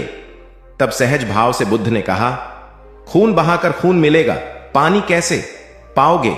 कुछ ठहर कर आगे बुद्ध बोले, याद रखो, हिंसा हिंसा को बढ़ाती है, बैर बैर को बढ़ाता है। नदी से ही सीख लो कि वह किसी से लड़ती नहीं, वह निश्चल भाव से अपने जल का सभी के लिए दान करती है। बुद्ध के शब्दों ने जादू जैसा काम किया और दोनों पक्षों की समस्या का सहज रूप से समाधान हो गया। दोनों पक्ष मिल बांटकर पानी का उपयोग करने लगे। कुल बुद्ध एक दिन वैशाली में प्रवचन दे रहे थे। विशाल जन समूह उन्हें अत्यंत शांति और तन्मयता से सुन रहा था। कहीं कोई शोर नहीं था, मात्र बुद्ध की वाणी गूंज रही थी। बुद्ध के शिष्यों के साथ उपस्थित लोग बुद्ध के अमृत वचनों का पान पूर्ण एकाग्रता से कर रहे थे। तभी उस शांत वातावरण में खलल उत्पन्न करती एक व्यक्ति की जोरदार आवाज आई, आज मुझे सभा में बैठने की अनुमति क्यों नहीं दी गई? बुद्ध उस व्यक्ति का चिल्लाना सुनकर भी मौन रहे। उस व्यक्ति ने पुनः चिल्लाकर यही प्रश्न पूछा। बुद्ध ने नेत्र बंद कर लिए। उनका एक शिष्य बोल उठा, भगवान, बाहर खड़े अपने इस शिष्य को अंदर आने की अनुमति दीजिए। बुद्ध ने नेत्र खोलकर कहा, नहीं, यह अस्पृश्य है। शिष्यगण बुद्ध के मुंह से अस्पृश्य शब्द सुनकर विस्मित हुए और उन्होंने पूछा, वह अस्पृश्य क्यों, कैसे? भगवान, आपके धर्म में तो जात पात का भेद नहीं है। बुद्ध बोले, आज यह क्रोध में आया है। क्रोध से जीवन की एकता भंग होती है। क्रोध ही मानसिक हिंसा करता है। किसी भी कारण से क्रोध करने वाला अस्पृश्य है। उसे कुछ देर तक स्मरण कर लेना चाहिए कि अहिंसा परम धर्म है। कथा का उपदेश यह है कि क्रोध एक असात्विक भाव है जो कर्ता और भोक्ता दोनों के लिए हानिकारक होता है। अतः इससे बचते हुए शांति से विचारने व कार्य करने की प्रवृत्ति अपनानी चाहिए। शांत मन और मस्तिष्क ही विवेकपूर्ण निर्णय लेने में सक्षम होते हैं। बौद्ध संघ के एक भिक्षु को कोई गंभीर रोग हो गया। उसकी हालत इतनी खराब हो गई कि वह चल फिर भी नहीं सकता था और मल मूत्र में लिपटा पड़ा रहता था। उसकी यह हालत देख उसके साथी भिक्षु भी उसके पास नहीं आते और घृणा से मुंह फेरकर आसपास से निकल जाते थे। कुछ दिनों बाद बुद्ध को यह बात पता चली तो वे तत्काल अपने प्रिय शिष्य आनंद के साथ उस भिक्षु के पास पहुंचे। उसकी दयनीय दशा से उन्हें घोर कष्ट हुआ। उन्होंने भिक्षु से पूछा, तुम्हें कौन सा रोग हुआ है? भिक्षु बोला, भगवान, मुझे पेट की बीमारी है। बुद्ध ने स्नेह से उसके सिर पर हाथ फेरते हुए प्रश्न किया, क्या तुम्हारी परिचर्या करने वाला कोई नहीं है? भिक्षु की ना सुनते ही बुद्ध ने आनंद से कहा, पानी लेकर आओ, हम लोग पहले इसका शरीर स्वच्छ करेंगे। आनंद पानी लेकर आए। फिर बुद्ध ने भिक्षु के शरीर पर पानी डाला और आनंद ने उसके मल मूत्र को साफ किया। अच्छी तरह धो पोंछ कर बुद्ध ने भिक्षु के सिर को पकड़ा और आनंद ने पैरों को। इस प्रकार उसे उठाकर चारपाई पर लिटा दिया। फिर बुद्ध ने सारे भिक्षुओं को एकत्रित कर उन्हें समझाया, भिक्षुओं, तुम्हारे माता नहीं, पिता नहीं, भाई नहीं, बहन नहीं जो तुम्हारी सेवा करेंगे। यदि तुम परस्पर एक दूसरे की सेवा और देखभाल नहीं करोगे तो फिर कौन करेगा? याद रखो, जो रोगी की सेवा करता है वह ईश्वर की सेवा करता है। दीनहीन के प्रति करुणा व सेवा का भाव इस जगत को बुद्ध का सबसे बड़ा संदेश है जो प्रत्येक देश, काल, परिस्थिति में प्रासंगिक है। गौतम सिद्धार्थ बुद्धत्व प्राप्त करके महात्मा बुद्ध बन गए। सत्य, अहिंसा और दया की मूर्ति बुद्ध अपने शिष्यों के साथ एक गांव में पहुंचे। कुछ अज्ञानी लोग उनके विरोधी थे। वे बुद्ध को अपशब्द कहने लगे। बुद्ध के शिष्यों को बहुत बुरा लगा, मगर बुद्ध ने उन्हें समझाया, ये लोग तो केवल अपशब्द ही कह रहे हैं। अगर ये पत्थर भी मार रहे होते तो भी मैं कहता कि मारने दो। मैं जानता हूं कि ये लोग कुछ कहना चाहते हैं, लेकिन क्रोध के मारे वह कह नहीं पा रहे हैं। 10 साल पहले यदि यही लोग मुझे गाली देते तो मैं इन्हें भी गाली देता, लेकिन अब तो लेन देन से मुक्ति मिल चुकी है। क्रोध से अपशब्द निकलते हैं। यहां तो क्रोध भवन कब का ढह चुका है। अपशब्द कहने वाले बड़ी मुश्किल में पड़ गए। तभी बुद्ध ने अपने शिष्यों से पूछा, इस गांव में कुछ लोग अपशब्द कह रहे हैं, इन्हें बताओ कि वहां के लोग फल और मिठाइयां लेकर आए थे। बुद्ध ने पूछा, फिर मैंने क्या किया था? शिष्यों ने बताया, आपने सारे फल और मिठाइयां यह कहकर वापस कर दी कि अब लेने वाला विदा हो चुका है, इन्हें वापस ले जाओ। आपने कहा था कि 10 साल पहले आते तो मैं सारे उपहार ले लेता। बुद्ध ने पूछा, फिर उन लोगों ने मिठाइयों का क्या किया होगा? शिष्यों ने बताया, गांव में बांट दी होगी। बुद्ध बोले, उन लोगों ने मिठाइयां गांव में बांट दी, लेकिन मैं उन लोगों से कहूंगा कि अपशब्द में न बांटें। बुद्ध फिर बोले, ये लोग अपशब्दों के थाल सजाकर लाए हैं, लेकिन ये गलत आदमी के पास आ गए हैं। ये मुझसे क्रोध नहीं करवा सकते। ठीक खूंटी की तरह जो किसी को नहीं टांगती, लोग उस पर वस्त्र टांग देते हैं। एक बार जैतवन के सभी ग्रामवासी भगवान बुद्ध के दर्शन करने और उपदेश सुनने के लिए एकत्र हुए। उस समय महाकश्यप, मौदगल्यायन, सारिपुत्र, चुंद और देवदत्त जैसे प्रबुद्ध जन बुद्ध के साथ धर्म विषय गंभीर चर्चा में तन्मय थे। ग्रामवासी थोड़ा ठिठक कर खड़े हो गए, क्योंकि इतने ज्ञानी जनों के बीच उन सभी को असहज सा महसूस हो रहा था। कुछ देर बाद बुद्ध की दृष्टि इन ग्रामवासियों पर पड़ी। उन्होंने तुरंत धर्म चर्चा रोक दी। प्रबुद्ध जन बुद्ध के इस व्यवहार पर चकित हो उठे और प्रश्नात्मक दृष्टि से उनको ओर देखा। बुद्ध अनाथ पिंडक नामक जिज्ञासु से बोले, भद्र, उठो, सामने ब्राह्मण मंडली खड़ी है, उन्हें आसन दो और आतिथ्य की सामग्री ले आओ। अनाथ पिंडक ने पीछे मुड़कर देखा तो उसे ब्राह्मण मंडली तो कहीं नहीं दिखी। मैले कुचैले या फटे वस्त्रों में खड़े ग्रामवासियों का झुंड दिखाई दिया। पिंडक ने शक्ति स्वर में कहा, देव, उन लोगों में एक भी ब्राह्मण नहीं है। ये सभी तो निम्न जाति के हैं, कई तो इनमें शूद्र हैं। बुद्ध गंभीर होकर बोले, पिंडक, जो व्यक्ति सदा श्रद्धावान है वह ब्राह्मण ही है। ये लोग प्रयोजन के लिए भावयुक्त होकर आए हैं, इसलिए इस समय तो ये ब्राह्मण ही हैं। अत तुम इनका समुचित सत्कार करो। कथा का इंगित यह है कि व्यक्ति जन्म से नहीं, कर्म से ब्राह्मण होता है। जो सद्गुणी हो और सत्कर्मी हो वे शूद्र जाति में जन्मने के बावजूद ब्राह्मण हैं तथा उसी रूप में उनका आदर किया जाना चाहिए। यदि जीवन का संतुलन बिगड़ा और थकान आई तो समझ लीजिए कि बीमारी आई, और यदि वापस ऊर्जा अर्जित करने के लिए विश्राम किया जा रहा है तो ऐसी थकान वरदान भी साबित हो सकती है। इन दिनों जिस तरह की हमारी जीवन शैली है इसमें असंतुलन बहुत अधिक है। सुबह उठने से लेकर रात को सोने तक शरीर की कुछ नियमित क्रियाएं हैं, आदमी उसे भूल गया है। गौतम बुद्ध बहुत काम करते पर कभी थकते नहीं थे। आज भी कई साधु संत उतना ही परिश्रम कर रहे हैं जितना एक कॉर्पोरेट जगत का सफल व्यक्ति करता है, और जब वे रात को सोते हैं तो पूरी बेफिक्री के साथ। बुद्ध से उनके शिष्यों ने एक बार पूछा था, आप थकते नहीं? बुद्ध का उत्तर था, जब मैं कुछ करता ही नहीं तो थकूंगा कैसे? बात सुनने में अजीब लगती है लेकिन है बड़ी गहरी। अध्यात्म ने इसे साक्षी भाव कहा है। स्वयं को करते हुए देखना, यह वह स्थिति होती है जब तन सक्रिय और मन विश्राम की मुद्रा में होता है। आज ज्यादातर लोग असमय, अकारण थक जाते हैं, जिसका एक बड़ा कारण असंतुलित जीवन है। एक होता है थकान को महसूस करना और दूसरा है स्वाभाविक थकान, जिस समय आपकी रुचियों, इच्छाओं और मूल स्वभाव में धीमापन आने लगे, अकारण चिड़चिड़ाहट हो जाए। समझ लें कि यह थकान बीमारी है। इसलिए प्रतिदिन योग, प्राणायाम और ध्यान करें। ये क्रियाएं अपने आप में एक विश्राम है, करने वाला कोई और है, हम तो महज उसके हाथों की कठपुतली हैं। यह मनोभाव भी थकान को मिटाएगा। क्या दिक्कत है ऐसा सोच लेने में? महात्मा बुद्ध ज्ञान प्राप्ति के लिए घोर तप में लगे थे। उन्होंने शरीर को काफी कष्ट दिया, यात्राएं की, घने जंगलों में कठिन साधना की, पर आत्मज्ञान की प्राप्ति नहीं हुई। निराश हो बुद्ध सोचने लगे, मैंने अभी तक कुछ भी प्राप्त नहीं किया, अब आगे क्या कर पाऊंगा? निराशा, अविश्वास के इन नकारात्मक भावों ने उन्हें क्षुब्ध कर दिया। कुछ ही क्षणों के बाद उन्हें प्यास लगी। वे थोड़ी दूर स्थित एक झील तक पहुंचे। वहां उन्होंने एक दृश्य देखा कि एक नन्ही सी गिलहरी के 2 बच्चे झील में डूब गए। पहले तो वह गिलहरी जड़वत बैठी रही, फिर कुछ देर बाद उठकर झील के पास गई, अपना सारा शरीर झील के पानी में भिगोया और फिर बाहर आकर पानी झाड़ने लगी। ऐसा वह बार बार करने लगी। बुद्ध सोचने लगे कि इस गिलहरी का प्रयास कितना मूर्खतापूर्ण है। क्या कभी यह इस झील को सुखा सकेगी? किंतु गिलहरी का यह क्रम लगातार जारी था। बुद्ध को लगा मानो गिलहरी कह रही हो कि यह झील कभी खाली होगी या नहीं, यह मैं नहीं जानती, किंतु मैं अपना प्रयास नहीं छोड़ूंगी।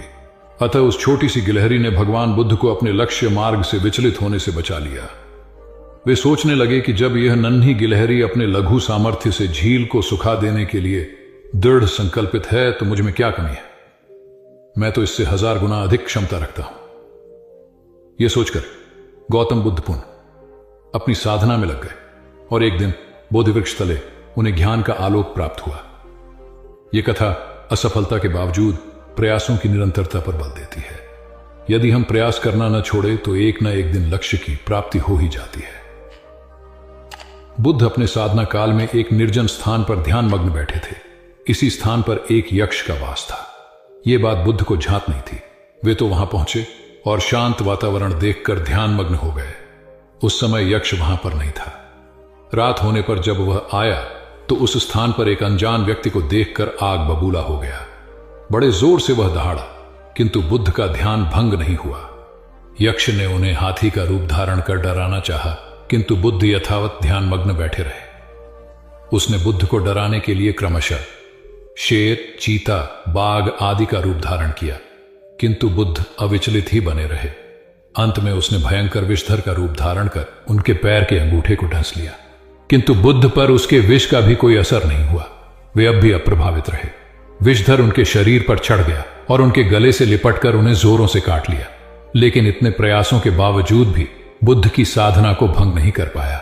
थक हार कर नीचे उतर आया और उनसे कुछ कदमों की दूरी पर लेटकर अपनी थकान उतारने लगा। ध्यान पूर्ण होने पर बुद्ध ने उसकी तरफ देखा और उसे बहुत स्नेह से दुलारा। उनका निश्चल प्रेम देखकर सर्प का विष अमृत बन गया और यक्ष ने श्रद्धापूर्वक बुद्ध को नमन किया। कहानी का सार यह है कि मन की कलुषता पर एकाग्रता, स्नेह और संभव से ही विजय प्राप्त की जा सकती है। बौद्ध भिक्षु बोधि धर्म भ्रमण करते हुए एक गांव में पहुंचे। लोग उनका बहुत आदर करते थे। बोधि धर्म व उनके शिष्यों का ग्रामीणों ने हार्दिक सत्कार किया और फिर उनके पवित्र वचनों को सुनने के लिए उनके आसपास एकत्रित हो गए। बोधि धर्म लोगों को धर्म और आचरण विषयक अच्छी बातें सरल भाषा में समझाने लगे। तभी वहां एक व्यक्ति आया और बोधि धर्म को अपशब्द कहने लगा। उपस्थित जनसमूह ने उसे रोकने का बहुत प्रयास किया, किंतु वह नहीं माना तथा अनवरत बोधि धर्म को बुरा भला कहता रहा। लोगों ने कहा कि महाराज, ये व्यक्ति कितना उद्दंड है, निरर्थक ही आपको अपशब्द कह रहा है। बोधि धर्म उस व्यक्ति के इस आचरण पर कदापि क्रोधित नहीं हुए और लोगों से बोले कि यह भविष्य में मेरा सबसे बड़ा भक्त बनने वाला है। लोगों ने पूछा कि कैसे? बोधि धर्म ने उत्तर दिया, कोई कुम्हार के यहां घड़ा लेने जाता है तो घड़े को बजाकर देखा जाता है कि वह फूटा हुआ तो नहीं है। जब 1-2 रुपए के घड़े को कोई इतनी परख कर सकता है तो भला जिसे गुरु मानना है उसे 10-20 गालियां दिए बगैर कैसे पहचानेगा? पहले वह परीक्षा लेगा कि गुरु में धैर्य, आक्रोश व समता भाव कितना है। यह जानने के बाद ही तो वह गुरु को स्वीकारेगा। इसलिए यह व्यक्ति मुझे निरर्थक ही अपशब्द नहीं कह रहा है और आगे चलकर वास्तव में वह व्यक्ति बोधि धर्म का सबसे बड़ा भक्त बना। किसी को शिक्षा देने से पूर्व स्वयं का आचरण भी तदनुरूप होना चाहिए, तभी गुरु का महान पद मिलता है।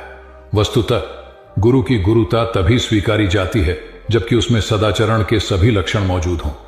महात्मा गौतम बुद्ध के श्रावस्ती में प्रवचन चल रहे थे। प्रवचन में नित्य ही बड़ी संख्या में लोग आते और विविध महत्वपूर्ण व गंभीर विषयों पर बुद्ध से ज्ञान ग्रहण करते। बुद्ध का शिष्य वर्ग भी काफी विशाल था, जो प्रवचन स्थल की व्यवस्था संभालता और बुद्ध की सेवा में सदैव तत्पर रहता। एक बार रात के समय महात्मा बुद्ध प्रवचन दे रहे थे। सदैव की भांति काफी लोग उनके प्रवचन सुन रहे थे। एक व्यक्ति जो बुद्ध के ठीक सामने बैठा था बार बार नींद के झोंके ले रहा था। बुद्ध थोड़ी देर तक तो प्रवचन देते रहे, फिर उससे बोले, वत्स, सो रहे हो? उस व्यक्ति ने हड़बड़ाकर कहा, नहीं महात्मा।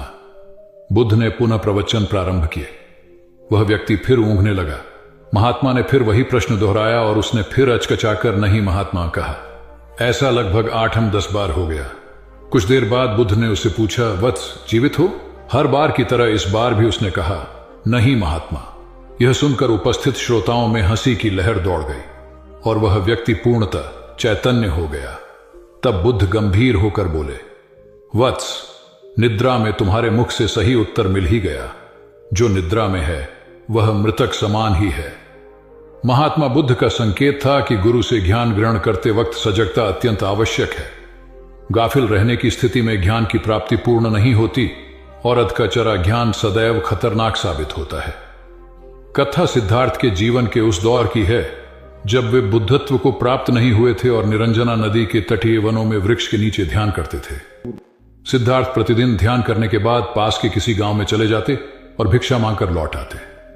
कुछ दिनों के बाद उन्होंने भिक्षाटन पर जाना बंद कर दिया, क्योंकि एक गांव के प्रधान की छोटी बेटी सुजाता उनके लिए नित्य भोजन लाने लगी। सिद्धार्थ को वह बड़े स्नेह से भोजन कराती थी। कुछ दिनों बाद उसी गांव का एक चरवाहा भी सिद्धार्थ से प्रभावित होकर उनके पास आने लगा। उसका नाम स्वस्थि था। एक दिन स्वस्थि से सिद्धार्थ बातें कर रहे थे कि सुजाता भोजन लेकर आई। जैसे ही सिद्धार्थ ने भोजन करना शुरू किया, उन्होंने बातचीत बंद कर दी।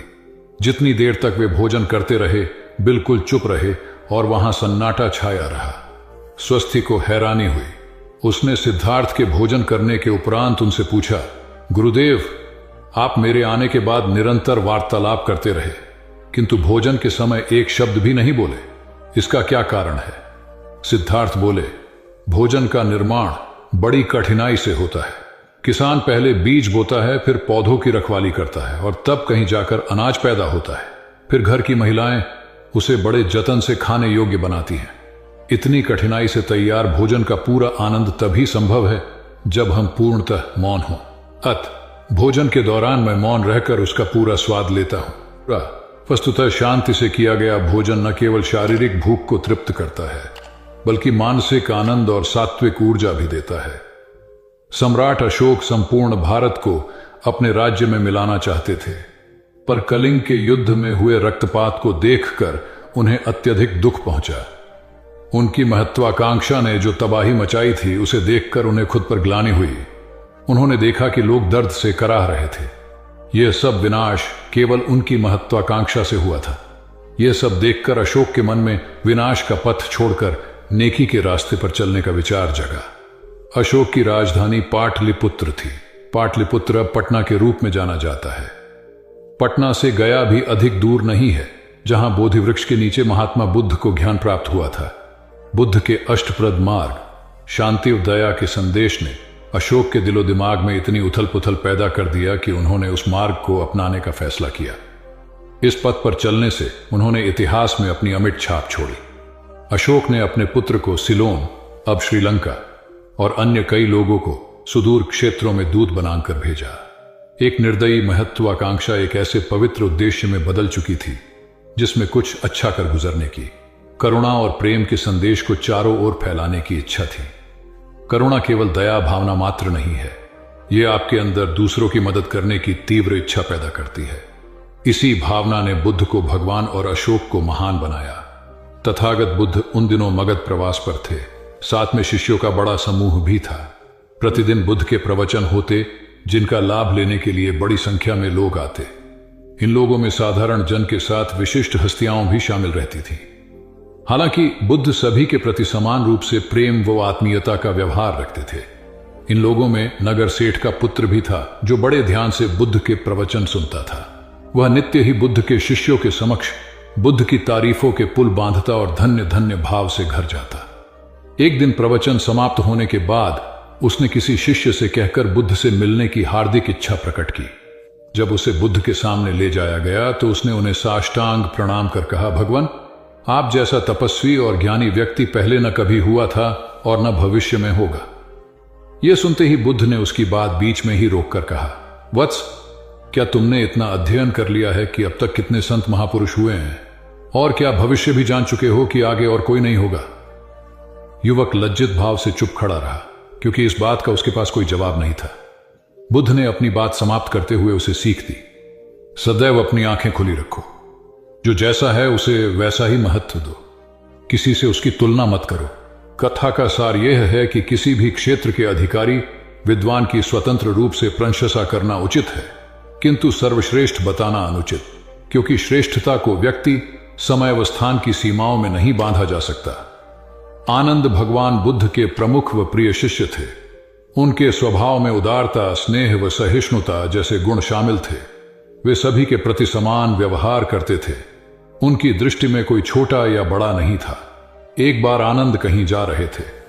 रास्ते में उन्हें बड़े जोर की प्यास लगी। आसपास देखा तो निकट ही कुआं दिखाई दिया।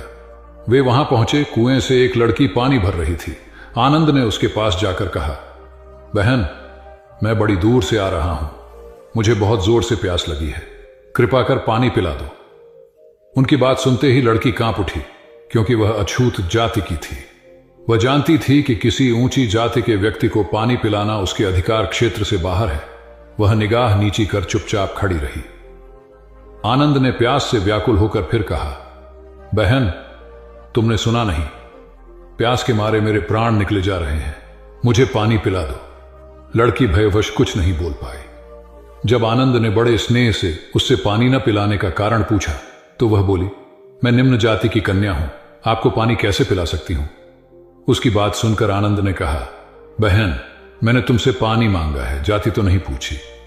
आनंद की उदारता ने उस कन्या का भय दूर कर दिया और उन्हें पानी पिलाकर वह धन्य हो गई।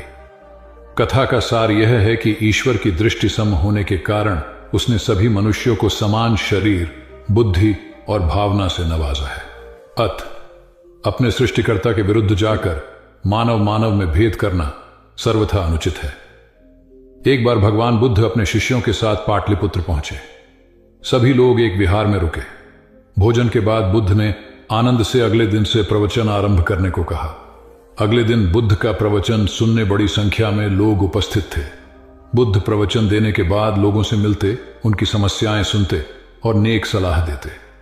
एक दिन प्रवचन के समय बुद्ध के शिष्य आनंद ने उनसे पूछा, भंते, आपके सामने हजारों लोग बैठे हैं, बताइए कि इनमें सबसे सुखी कौन है? बुद्ध ने एक विहंगम दृष्टि भीड़ पर डालते हुए कहा, वह देखो, सबसे पीछे एक दुबला पतला फटे वस्त्र पहने जो आदमी बैठा है, वह सर्वाधिक सुखी है। आनंद सहमत नहीं हुआ। वह बोला, यह कैसे संभव है? वह तो बहुत दयनीय जान पड़ता है। बुद्ध ने अपनी बात सिद्ध करने के लिए बारी बारी से सामने बैठे लोगों से पूछा, तुम्हें क्या चाहिए? किसी ने संतान मांगी तो किसी ने मकान, कोई रोग मुक्ति चाहता था तो कोई अपने शत्रु पर विजय। ऐसा एक भी व्यक्ति नहीं था जिसे कोई इच्छा ना हो। अंत में बुद्ध ने उस फटेहाल आदमी को बुलाकर पूछा, तुम्हें क्या चाहिए? उसने हाथ जोड़कर जवाब दिया, कुछ नहीं। यदि ईश्वर को मुझे कुछ देना ही है तो बस इतना कर दें कि मेरे अंदर कभी कोई चाह पैदा ना हो। मैं ऐसे ही स्वयं को सबसे बड़ा सुखी मानता हूं। उसकी बात सुनकर आनंद से बुद्ध ने कहा, आनंद, जहां चाह है वहां सुख नहीं हो सकता। आनंद ने बुद्ध की इस शिक्षा को सदा के लिए गांठ बांध लिया। सार यह है कि लालसा से लोभ बढ़ता है जो असंतोष का जनक होता है। यदि सही अर्थों में सुख पाना है तो किसी लालसा की बजाय उपलब्ध स्थितियों में संतुष्ट रहना चाहिए। गौतम बुद्ध ने बहुत से अज्ञानी लोगों को सम्यक दृष्टि प्रदान की थी। तब को बात है, कौसांबी में एक ब्रह्मचारी रहता था। उसे अभिमान था कि उस जैसा कोई विद्वान नहीं है, इसलिए अपने साथ सदैव जलती मशाल रखता था। गौतम बुद्ध ने देखा तो उससे पूछा, अरे, ये मशाल लिए क्यों घूमते हो? ब्रह्मचारी ने उत्तर दिया, सभी प्राणी अंधकार और अज्ञान में पथक श्रेष्ठ हैं, उन्हें रास्ता दिखाने के लिए मशाल लिए घूमता हूं। तथागत ने पूछा, क्या तुम्हें 4 प्रकार की विद्याओं, शब्द विद्या, नक्षत्र विद्या, राज विद्या व युद्ध विद्या का पूर्ण ज्ञान है? ब्रह्मचारी ने अपनी अनभिज्ञता प्रकट करते हुए मशाल फेंक कर तथागत के चरणों में मस्तक झुका दिया। उसका ज्ञान गर्व चूर हो गया। जो दूसरों को मूर्ख समझकर उनसे घृणा करता है, वो उस व्यक्ति की तरह है जो स्वयं अंधा होकर दूसरों को मशाल दिखाता घूमता है। अहंकारी कभी विवेकवान नहीं हो सकता और बिना विवेक के सत असत का ज्ञान नहीं हो सकता। अंततः ऐसे विवेकांत व्यक्ति को जीवन में कोई उपलब्धि प्राप्त नहीं होती, हताशा ही हाथ लगती है। काशाय वस्त्र पहन लिए। उसने सुना, आप एकाहारी हो गए हैं, वह भी एकाहारी हो गई। आपने उत्तम पलंग पर सोना त्याग दिया है तो इसने भी त्याग दिया। आपने माला का त्याग किया, गंध का त्याग किया तो इसने भी वह सब त्याग दिया। मायके वाले इसे संदेश भेजते हैं, वे इसे ले जाना चाहते हैं, लेकिन यह यहीं रहती है, इसी कक्ष में। यह गुण की मूर्ति है। राजा स्नेह से अपनी बहू को देखते रहे। अचानक तथागत उठे, उस कक्ष से बाहर चले गए। शाक्य मुनि ने शिष्यों को शांत रहने को कहा था, लेकिन वे स्वयं उस कक्ष से बाहर चले गए।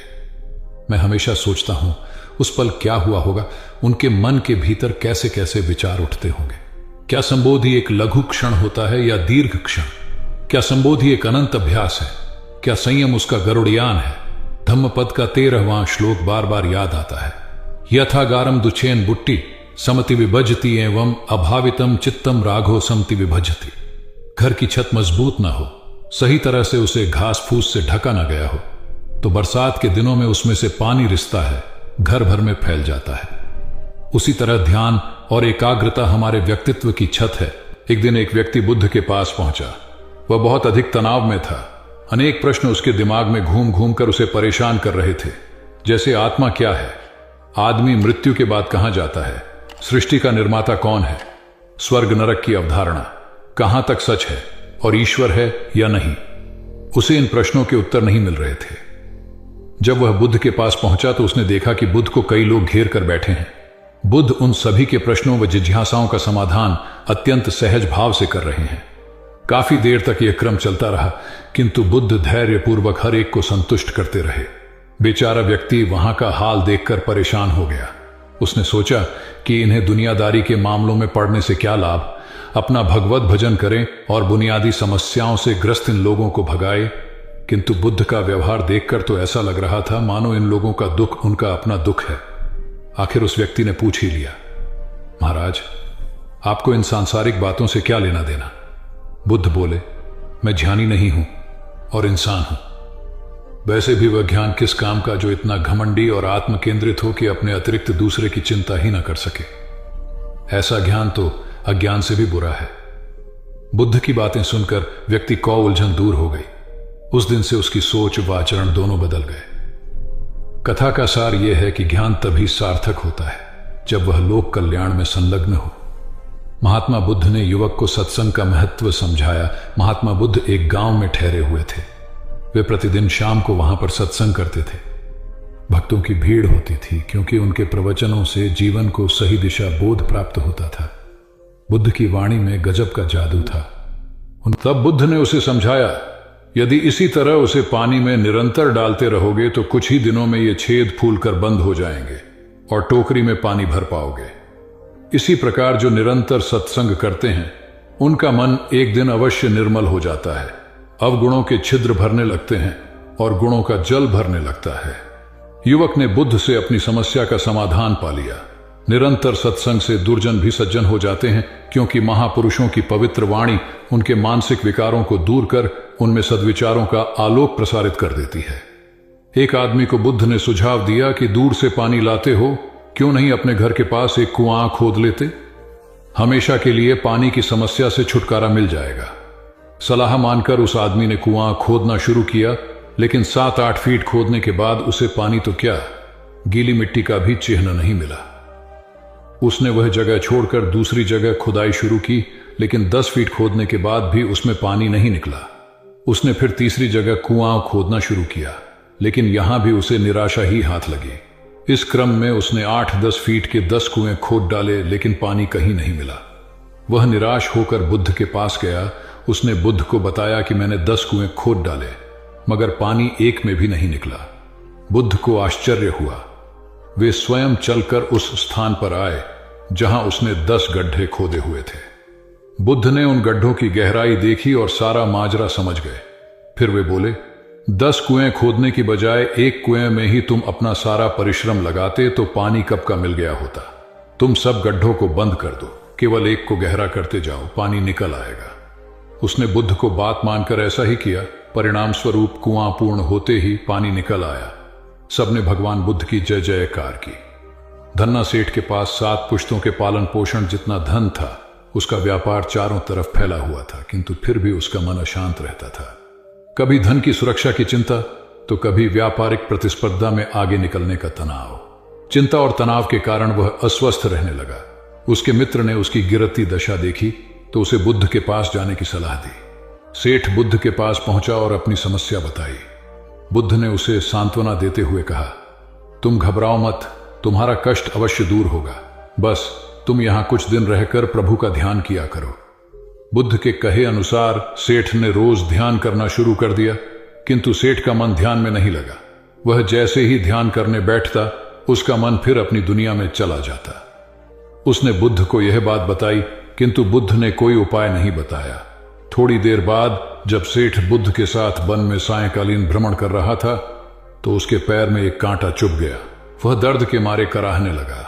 बुद्ध ने कहा, बेहतर होगा कि तुम जी कड़ाकर कांटे को निकाल दो, तब इस दर्द से मुक्ति मिल जाएगी। सेठ ने मन कड़ाकर कांटा निकाल दिया। उसे चैन मिल गया। तब बुद्ध ने उसे समझाया, ऐसे ही लोभ, मोह, क्रोध, घमंड व द्वेष के कांटे तुम्हारे मन में गड़े हैं। जब तक अपने मन की संकल्प शक्ति से उन्हें नहीं निकालोगे, अशांत ही रहोगे। सेठ का अज्ञान बुद्ध के इन शब्दों से दूर हो गया और उसने निर्मल हृदय की राह पकड़ ली। अपनी कुप्रवृत्तियों से मुक्ति के लिए संकल्पबद्धता अनिवार्य है। जब तक व्यक्ति दृढ़ निश्चय न कर ले, वह अपनी गलत आदतों से मुक्त नहीं हो सकता।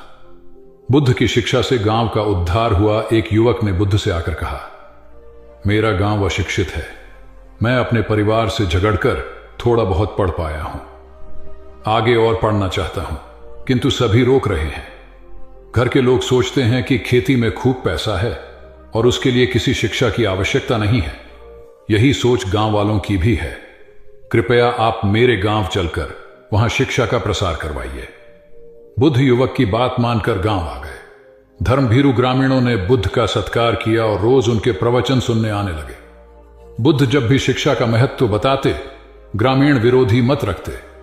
एक दिन एक महिला अपने 5 साल के बच्चे के लिए पूछने लगी कि उसे किस उम्र से शिक्षा दिलवाए।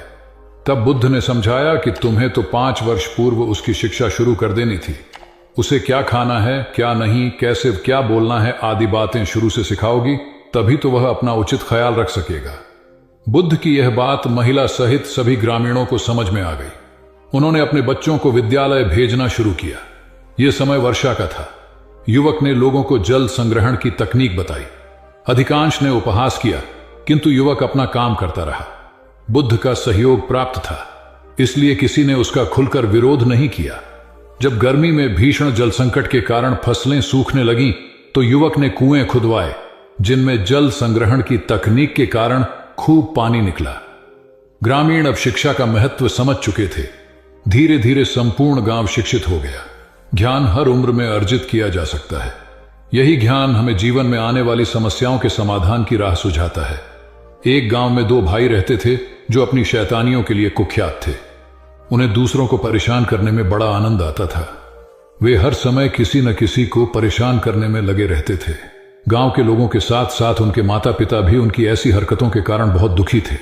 जब गांव का कोई व्यक्ति उनके माता पिता के पास उनकी शिकायत लेकर आता, तो वे दोनों को बहुत समझाते, किंतु दोनों भाइयों के कानों पर जूं तक नहीं रेंगती। एक दिन उनकी मां गांव में आए हुए महात्मा बुद्ध के पास गई और अपने बच्चों में किसी भी तरह ईश्वर का भय भर देने का आग्रह किया, ताकि वे लोग शैतानी से बाज आए।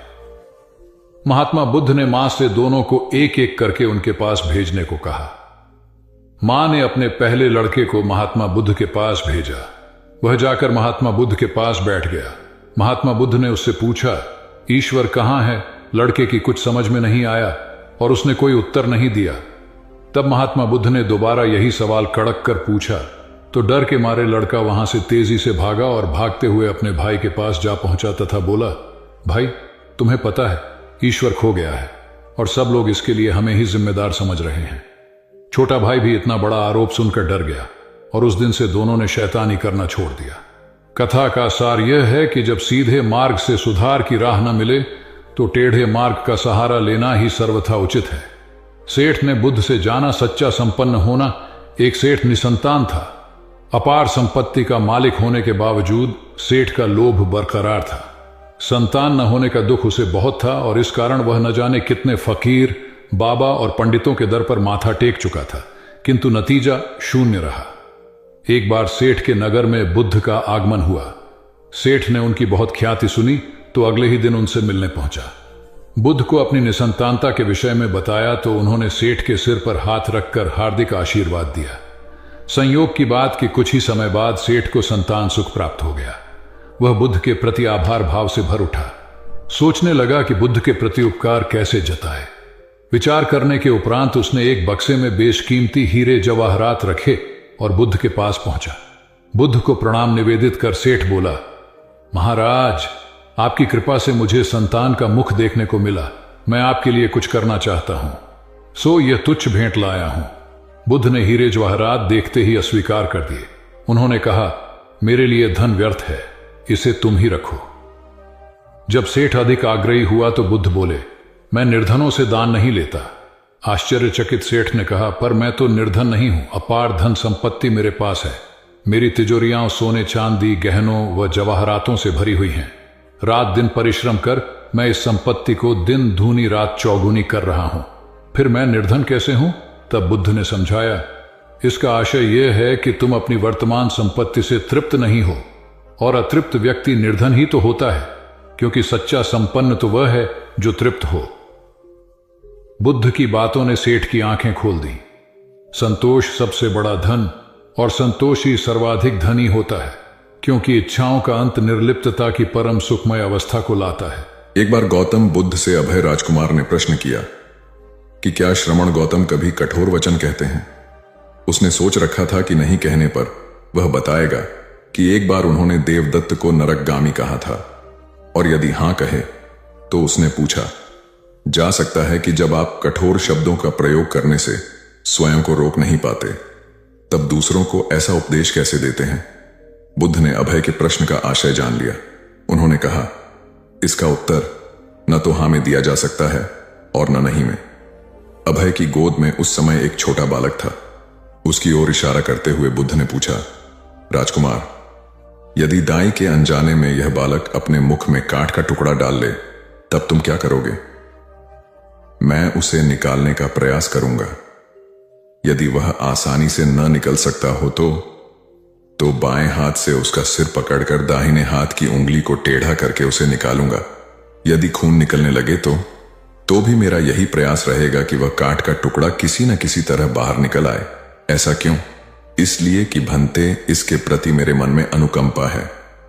राजकुमार, ठीक इसी तरह तथागत जिस वचन के बारे में जानते हैं कि यह मिथ्या या अनर्थकारी है और उससे दूसरों के हृदय को ठेस पहुंचती है, तब उसका वे कभी उच्चारण नहीं करते।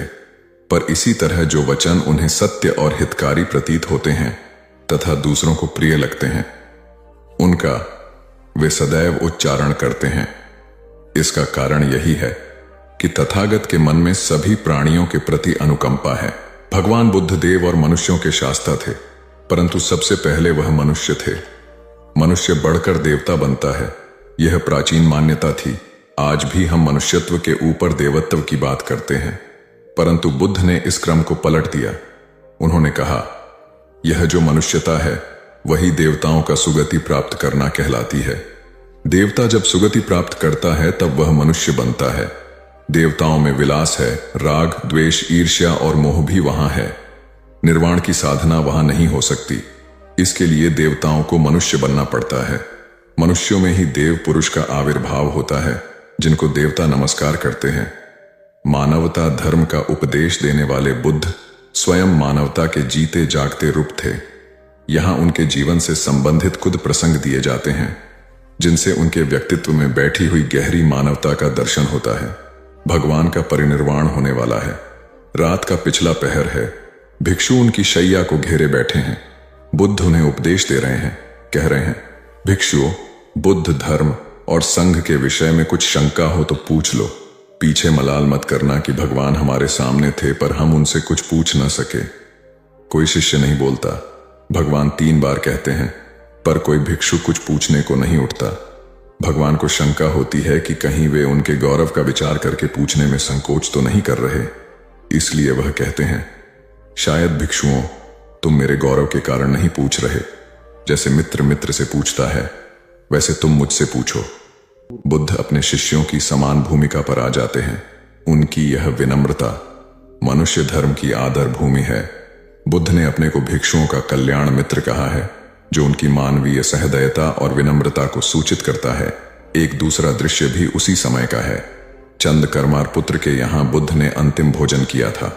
उसके बाद ही उन्हें खून गिरने की कड़ी बीमारी हो गई थी, जो उनके शरीरांत का कारण बनी। बुद्ध को उसके हृदय का बड़ा ध्यान था। भक्त उपासक को यह अफसोस हो सकता था कि उसका भोजन करके ही भगवान का शरीर छूट गया।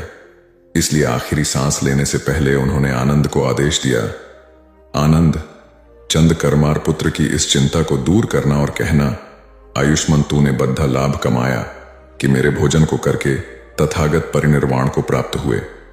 जिसके हृदय में अगाध करुणा थी, वह ऐसा क्यों न कहता। उसने अपने पति के द्वारा बुद्ध के चरणों में प्रणाम अर्पित करवाया। भगवान ने उसे आशीर्वाद देते हुए कहा, कोल्य पुत्री सुप्रवास, सुखी हो जाए, चंगी हो जाए। सुखी और चंगी होकर बिना किसी कष्ट के वह पुत्र प्रसव करे। ब्राह्मणों के साथ भी उनकी पूरी सहानुभूति थी, जैसे कि विश्व के सभी प्राणियों के साथ उनकी पूरी सहानुभूति थी। बावरी नामक ब्राह्मण के एक शिष्य ने जब अपने गुरु की ओर से भगवान के चरणों में प्रणाम निवेदन किया तो भगवान ने आशीर्वाद देते हुए कहा, शिष्यों सहित बावरी ब्राह्मण सुखी हो। माणवक, तुम भी सुखी हो, चिरजीवी हो। बुद्ध के पास छोटा बड़ा जो भी जाता था, वह उससे कहते थे, आओ, तुम्हारा स्वागत है। भगवान अपनी अंतिम यात्रा में पावा और कुशीनारा के बीच जा रहे थे। रास्ते में उन्हें पुक्कुस मल्लपुत्र नामक व्यापारी मिला। उसने उन्हें एक दुशाला भेंट किया, परंतु भगवान उसे अकेले कैसे आड़ते। वह अपने शिष्य आनंद को सम्मानित करना चाहते थे। उन्होंने कहा, पुक्कुस, दुशाले के एक भाग को मुझे ओढ़ा दे, दूसरे को आनंद को। पुक्कुस ने ऐसा ही किया। भूल करने वालों के प्रति भी बुद्ध की अनुकंपा का पार न था। एक बार एक ब्राह्मण ने भगवान को वेरंजा में वर्षावास करने का निमंत्रण दिया। भगवान वहां गए, लेकिन वह ब्राह्मण बहुधंधी था। उसने उनकी कुछ भी सुध बुध नहीं ली। बुद्ध को बड़ा कष्ट हुआ। उन्हें 3 महीने तक कुटा हुआ जौ रोज खाना पड़ रहा, क्योंकि उस समय वेरंजा में अकाल पड़ रहा था और वह भी उनको और उनके शिष्यों को घोड़ों के व्यापारियों से मिलता था। इतना होने पर भी वर्षावास की समाप्ति पर भगवान बुद्ध अन्यत्र जाने से पूर्व वेरंजा जाकर ब्राह्मण को आशीर्वाद देना नहीं भूले। भगवान बुद्ध के जीवन में ऐसी अनंत घटनाएं मिलती हैं। उनमें हमें उनकी मानवता के दर्शन होते हैं। उनके जीवन में कोमलता की पराकाष्ठा थी और उनकी वाणी में अपर्वु माधुर्य था जो सबको अपनी ओर खींचता था। उनके मुंह से क्रोध भरा शब्द कभी नहीं निकलता था। वह मनुष्य थे, परंतु मनुष्य की दुर्बलताओं से ऊपर उठ चुके थे। एक समय की बात है जब एक छोटे से गांव में एक गरीब लड़के का जन्म हुआ था। उसके माता पिता के पास केवल एक हथियार था, उनकी आशा और उनकी मेहनत। बचपन से ही उसने देखा था कि उसके परिवार को गरीबी ने कितनी दिक्कतों से गुजरना पड़ता है, लेकिन उसकी माता ने उसे हमेशा यह सिखाया कि कभी हार मत मानना, मेहनत और ईमानदारी से जीवन में आगे बढ़ना है। वह लड़का अपने पढ़ाई में बहुत मेहनती था। गांव की स्कूल में उसने शिक्षा प्राप्त की, फिर उच्चतर अध्ययन के लिए शहर गया।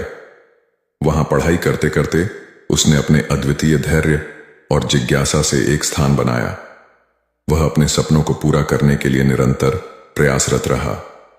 उसने अपने विद्यालयीन दिनों में बहुत कुछ सीखा, लेकिन उसका सबसे बड़ा सबक यह रहा कि जीवन में कभी हार नहीं माननी चाहिए। उसने अपनी जिंदगी में कभी बदलाव को नकारने की जिम्मेदारी ली और हमेशा उच्चतम मानकों को प्राथमिकता दी। उसकी प्रेरणादायक कहानी यही नहीं थी। जब वह अपनी पढ़ाई पूरी करके वापस अपने गांव लौटा, वहां उसने अपने ज्ञान और अनुभव से गांव के बच्चों की मदद की। उसने एक स्कूल खोला और उसके द्वारा बच्चों को नई दिशा देने का प्रयास किया। वह गांव की स्थिति में सुधार लाने के लिए अपना सबसे अच्छा प्रयास करता रहा। उसकी इस बेहतरीन प्रेरणादायक कहानी से यह सीखने को मिलता है कि हमेशा अपने सपनों के पीछे भागना चाहिए और जब तक हम अपने लक्ष्यों को हासिल नहीं कर लेते, हार नहीं माननी चाहिए। जीवन में सफलता का राज यही है कि हम अपने आप में विश्वास रखें और हर हालत में सामर्थ्य देखें। यह कहानी उस गांव की है जो कि एक बार बहुत ही गरीबी और विकासहीन हालातों में था। गांव में एक बच्चे का जन्म हुआ जिसके परिवार के पास धन और सुख समृद्धि की कोई सुविधा नहीं थी, परंतु वे अपने बच्चे को एक अच्छे शिक्षा के लिए प्रेरित करते थे। बच्चा पढ़ाई में बहुत ही चुस्त और मेहनती था। उसने हमेशा से सपने देखे कि वह बड़ा होकर अपने परिवार की स्थिति सुधारेगा। उस बच्चे का नाम था रामू। रामू के पिता ने कभी भी अपनी मेहनत और उम्मीदों को हार नहीं मानी। वे बस अपने बच्चे के भविष्य को लेकर ही चलते रहे। रामू ने विद्यालय में पढ़ाई की, फिर कॉलेज में एडमिशन लिया। उसने अपने अध्ययन में ध्यान दिया, उच्च शिक्षा प्राप्त की और अंततः एक सफल व्यक्ति बना। रामू की प्रेरणादायक कहानी यहां खत्म नहीं होती। जब वह अपनी पढ़ाई पूरी करके अपने गांव लौटा तो वहां के बच्चों को देखकर उसे एक नई मिशन की तलाश थी। उसने गांव में एक स्कूल खोलने का निर्णय किया। शुरुआत में लोग उसकी इस नई पहल को समझने में संघर्ष करते रहे, लेकिन रामू ने अपनी अद्वितीय उम्मीदों और संकल्प से इस काम में लगाव दिखाया। समय के साथ रामू के स्कूल में नए नए छात्र आने लगे। उन्होंने अच्छी शिक्षा देने के साथ साथ समाज में सुधार भी लाया। रामू ने अपने स्कूल में विशेष रूप से गरीब और पिछड़े वर्ग के बच्चों के लिए मुफ्त शिक्षा की व्यवस्था की, जिससे वे भी अच्छे विद्यालयीन बन सकें। यहां रामू की कहानी समाप्त नहीं होती। उन्होंने अपने जीवन में कई बड़े और महत्वपूर्ण कार्य किए, जिनसे उन्हें गांव और समाज की स्थिति में सुधार देखने को मिला। उनकी मेहनत, उनकी उम्मीदें और उनकी प्रेरणा ने उन्हें सफलता की ऊंचाइयों तक पहुंचाया। इस कहानी से हमें यह सीखने को मिलता है कि जीवन में कोई भी स्थिति हो, हमें हार नहीं माननी चाहिए। हमेशा अपने सपनों के पीछे भागना चाहिए और मेहनत से अपने लक्ष्यों की प्राप्ति करनी चाहिए। रामू की कहानी हमें यह सिखाती है कि अगर हमारे मन में एक सच्चा संकल्प हो तो हम किसी भी मुश्किल से लड़ सकते हैं और अपने जीवन को पूरी तरह से बदल सकते हैं। जीवन में महत्व और लक्ष्य हासिल करने की यात्रा एक ऐसी प्रक्रिया है जो हर व्यक्ति के लिए अद्वितीय होती है। यह यात्रा कभी सरल नहीं होती, बल्कि संघर्ष, चुनौतियां और निरंतर प्रयासों का मिश्रण होती है।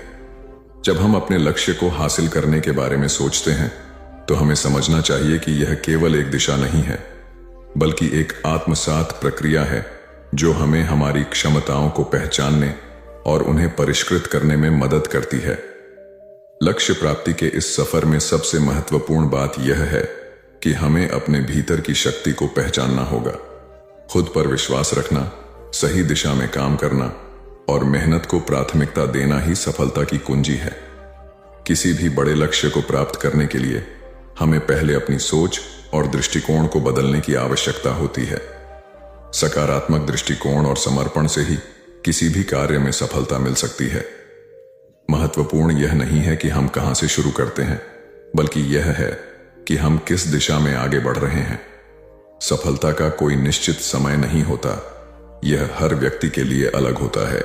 इसीलिए हमें कभी भी अपने प्रयासों को कम नहीं करना चाहिए, बल्कि हर असफलता से कुछ नया सीखने का अवसर समझना चाहिए और उसे अपनी आगामी सफलता का कदम बनाने की कोशिश करनी चाहिए।